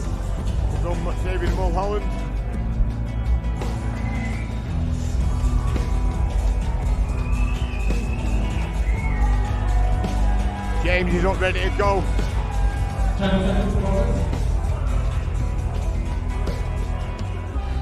Seconds out. Round 7. Yeah. Boom, boom, shake the room. Round 7, 4 to play. Wakefield's Dom Hunts with the blue shorts on. Northampton's Eithan James with the orange and grey shorts. Yeah, looks like Dom's trying to get a little bit closer, but taking a lot on the way in, Lee. He's gonna have to set the gamble now, James. Yeah, you're right, Lee, he's right. And I think he's willing to do that. He's a very tough guy, Lee. James scoring heavily though, as he comes in with that southpaw jab, scoring at will, really. Like we say, even when his feet are stopped, Lee, Ethan's shoulders are moving, his shoulders stop, his feet start moving. You'll know more than me about the amateur style, Lee, but I know being a very good amateur that Ethan was. I think that's the style he's adapted going into the pros. The amateur game and the pro game, you know, I wouldn't say they're completely different, but generally, well, not generally, there's exceptions to the rules. A good amateur has got a good start in the professional ranks, but it doesn't always guarantee anything, James, you know what I mean? There's plenty of good amateurs fell by the wayside of the pro game. I mean, yourself, you came from the unlicensed game, didn't you? Yeah, I did, like. And you had you know, a pretty successful career. Fabio Ward, he's come from the unlicensed game. He's competing at the highest level, the greatest weight. There's quite a few of this, you know. Just so you're an amateur, there's no guarantee you're going to be a good professional. What a great fight we're having this round there now. Yeah, it looks like Dom's having one of his best rounds here, Lee. I still think he's on the receiving end of it a little bit, but he's willing to let his hands go in. Like you say, he's tough and he's still got a lot in the tank, I think, Lee. Yeah, he walks right in at a jab. You know, but it's just that if you watch James, you know, I do him with boxing a little bit. Even with that shot, he's caught it with a backhand, but it was the perfect for the right hook or the right hand of Eithan James over it. And you know, James has got it worked out. I don't know if they've done their own work on it or it's just what he does for the southpaw. Yeah, I suppose. Turns southpaw again now in his jab. For the southpaw, the southpaw stance is a better jab than southpaw dominant. I think for Ethan now, obviously, knowing in his head he's quite well up on the cards, I'm guessing. You kind of go into a bit of cruise control. Great work by James. Yeah, dominant for me, definitely is a knockout. That's 70 to 63 for me. Are you the same, James? I think so, Lee, yes.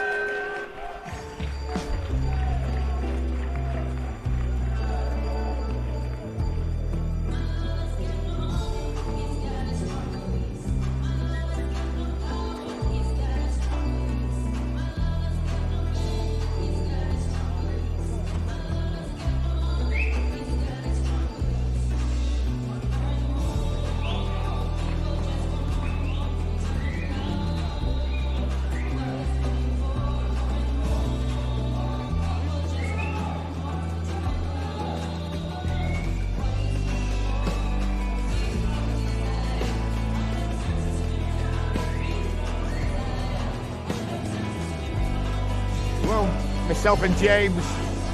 10 seconds to go. 27 rounds up for Eithan James as we head into round 8.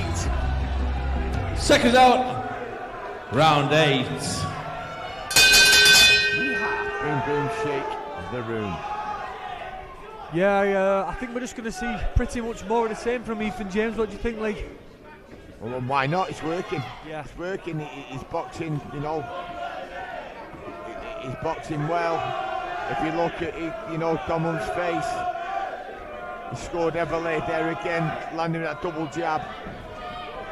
A great boxing performance by Eithan James. Yes, I think so, Lee. But like we said, we're in round 8 now, Lee, and you know we've both got it that we think that Ethan's up 7 rounds. So what does Dom need to do? Just take more risks, get closer.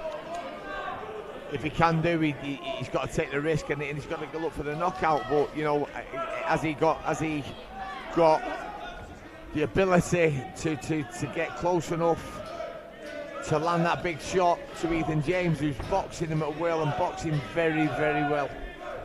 I agree, Lee. I do agree. I like Dom. I like Eithan. I've shared four fights with these two. So, as you can imagine, but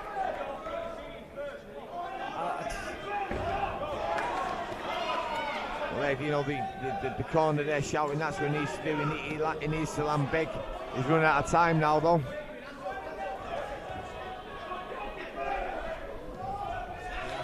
When he's coming towards the end of a fight, and you're so well up on the cards, you just get that will, don't you? You just get that extra steam under your steps.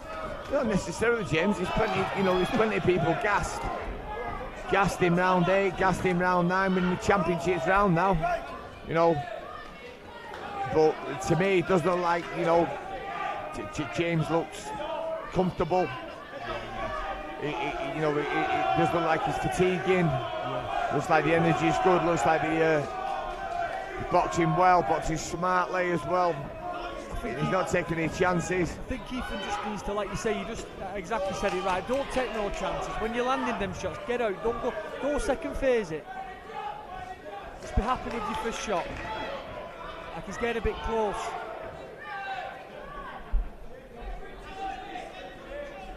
And Dom Hunter's never really been on the inside. He's not been in much inside work in this. It's all been off the front hand, whichever one has been. Brilliant again there by James. Throwing the punches, slipping and getting out of there, turning nicely. Whether it's been his left jab or his right jab.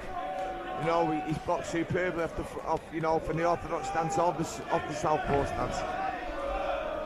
So do you agree that the move up to super welterweight from Eithan James is probably for the best for him, Lee? Yeah, I do. I mean, it doesn't look particularly massive at this weight. I mean, sometimes when you boil down to the weight below, that's what kills you, James. You know? That super welterweight division at the moment, there's some big lads like Carl Fail and Janae Boston, the big guys. So I've got 80-72, James. You know, I've no doubt you have as well, with 2 rounds to go. Yeah, definitely. I don't think you can see it any other way, to be honest. We had the promoter Steve Wood over before, saying he's giving Dom Hunter around. Not too sure which one that was, but after proving Steve in. Yeah. But like I said, Lee, these titles on these smaller shows, you've got to give 11-11 and VIP promotions some real credit for these. Round 9. Round 9 of this schedule 10. Great double jab there by Eithan James just to start off. You know, Dom Hunt's got to come now. Surely he must know he needs a knockout here.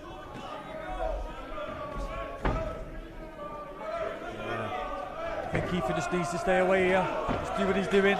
Keep on doing what he's doing best.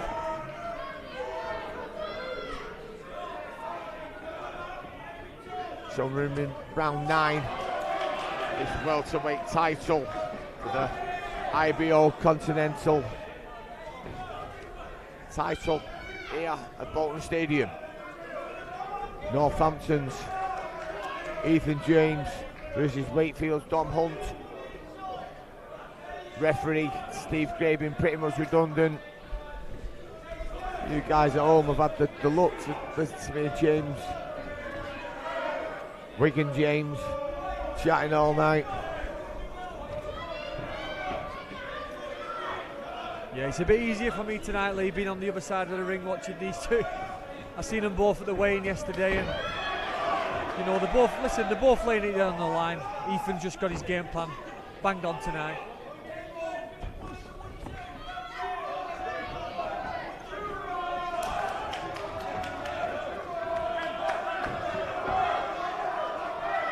You know, Hunt's got to get in there, and he's got to. You know, if any chance, great up to the body there. Yeah, like you say, he's got to get in, and he is trying. Lee. You can't knock him for trying. He's giving his best. I think that body shot might have gone in there a little bit, just prior. I think it hurt him a little bit. That maybe Eithan James has seen it and he looks like he's putting it on him a bit more now. Oh, big shots landing here by James. He's never had a stoppage before, but what a time for his first stoppage here. Rocking the head back there to Dom Hunt. Just got to keep hold of Dom. His face looks bloodied and bruised. Hold on tight. Maybe just take a back step a little bit, Lee.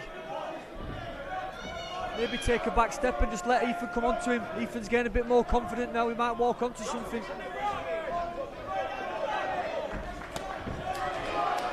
Another great body shot's gone in from Eithan again. And head shots as well. But we can't take away from Dom. He's been there all night. He's tough as they come. Yeah, as tough as teak.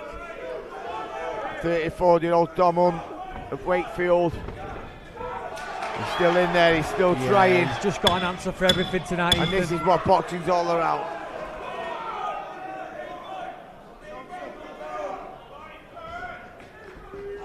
Educated jab there by Eithan. The boxers touch gloves on the way over. 1 round to go.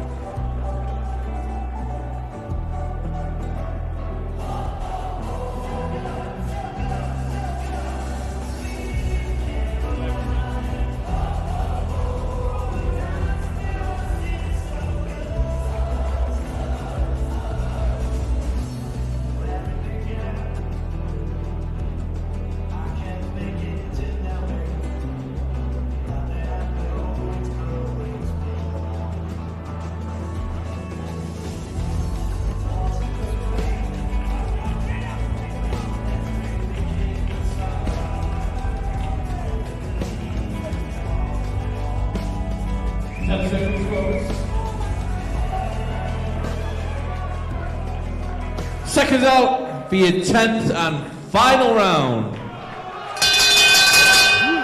I think Dom's going to have to throw caution to the wind there, Lee, and I think he will do, to be honest. Round 10. And Ethan's just got to stay in here, just got to keep moving, just like he's done all night. Eithan James boxing beautifully here. You know. Do you think Eithan James' coach is going to be telling him to keep out of trouble, or is he going to go for the stoppage, do you think? What would you be telling him anyway? I think he's just sends the box on. It's what Eithan James decided to do. He caught Dom. Probably the best he's caught him in the 9th round before. You know, Dom's getting tired now. He's got to come forward. As he zooms forward, look, Ethan's catching him like he has done all night on the way forward. You know, has Dom got the power to finish Eithan James in the last round? Don't know. But looks to me, you know, like Ethan's just chipping away. I've had the pleasure of 3 fights with Dom, Lee. I understand that when Dom looks tired, he's actually not at times, isn't he? And he is still there all night. Just like he is still throwing back here, Dom. But they're both 2 great lads, and it's been a pleasure sharing the ring with them, and they put on the right show here tonight at the Reebok Stadium.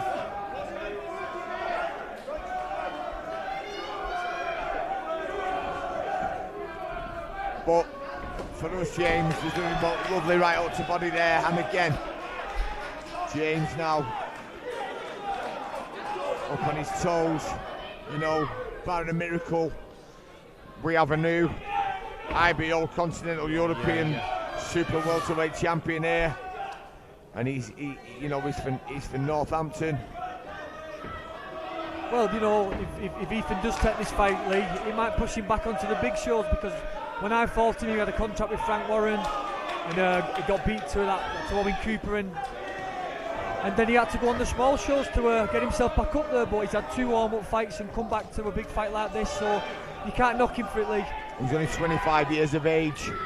You know, maybe, you know, not being critical at all, but maybe lacking that little bit of power. And that, you know, James at the top level is the decisive thing. Yeah, I totally agree with you there, Lee. I really do.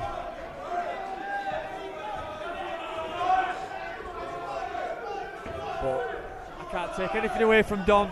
His toughness, his gameness, he's been there all night. But I've got to say, punch perfect performance from Ethan, from the beginning right to the very end. Oh, now sustaining an attack. Needs his big shots, he's going for it. Yeah, he just needs to keep hold tight. Oh, last 10. Maybe he's still a bit late.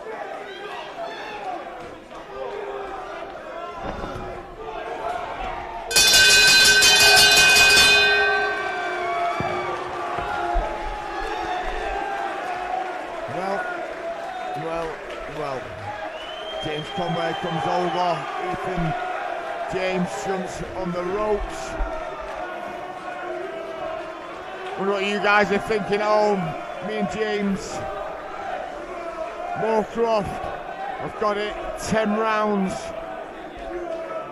to Eithan James. Yeah, I think 100 so, to 90. I can't really see it going any other way. Obviously, we're just in the commentary team waiting for the judge's decision to be delivered by Aki Kareem. Before it finishes, I'd like to thank you all for tuning to VIP TV, Boxing Promotions, in association with 1111 Management. It's been a pleasure for me and James to commentate for you tonight. We'll try and give it a different approach, try and have a bit of a laugh and a joke.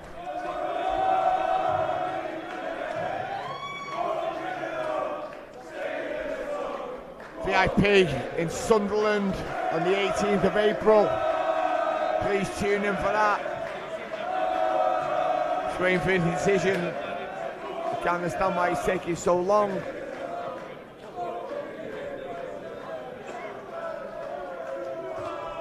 Aki Kareem gets in. The IBO Continental European Superweight belts now in the ring. Just waiting for the decision.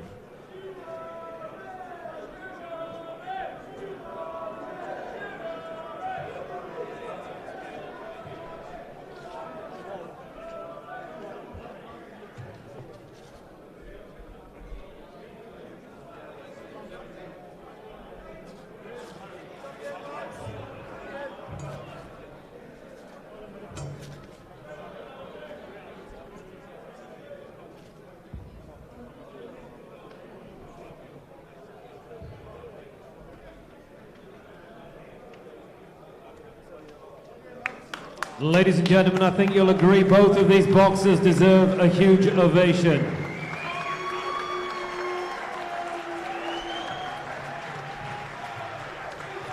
After 10 rounds of championship boxing, we go to the judges' scorecards. John Latham scores the contest 100 to 90 points. Jamie Kirkpatrick has the score the same, 100 to 90 points. Judge David Mulholland has the contest 99 to 92, all three in favor of your winner by a unanimous decision. Eithan James! Well, thank you all for tuning in. Congratulations to Eithan James from Northampton. The new Eithan James is now the new IBO Continental Super Welterweight Champion. And also a big hand for his opponent from Wakefield, Dom Hurricane Hunt.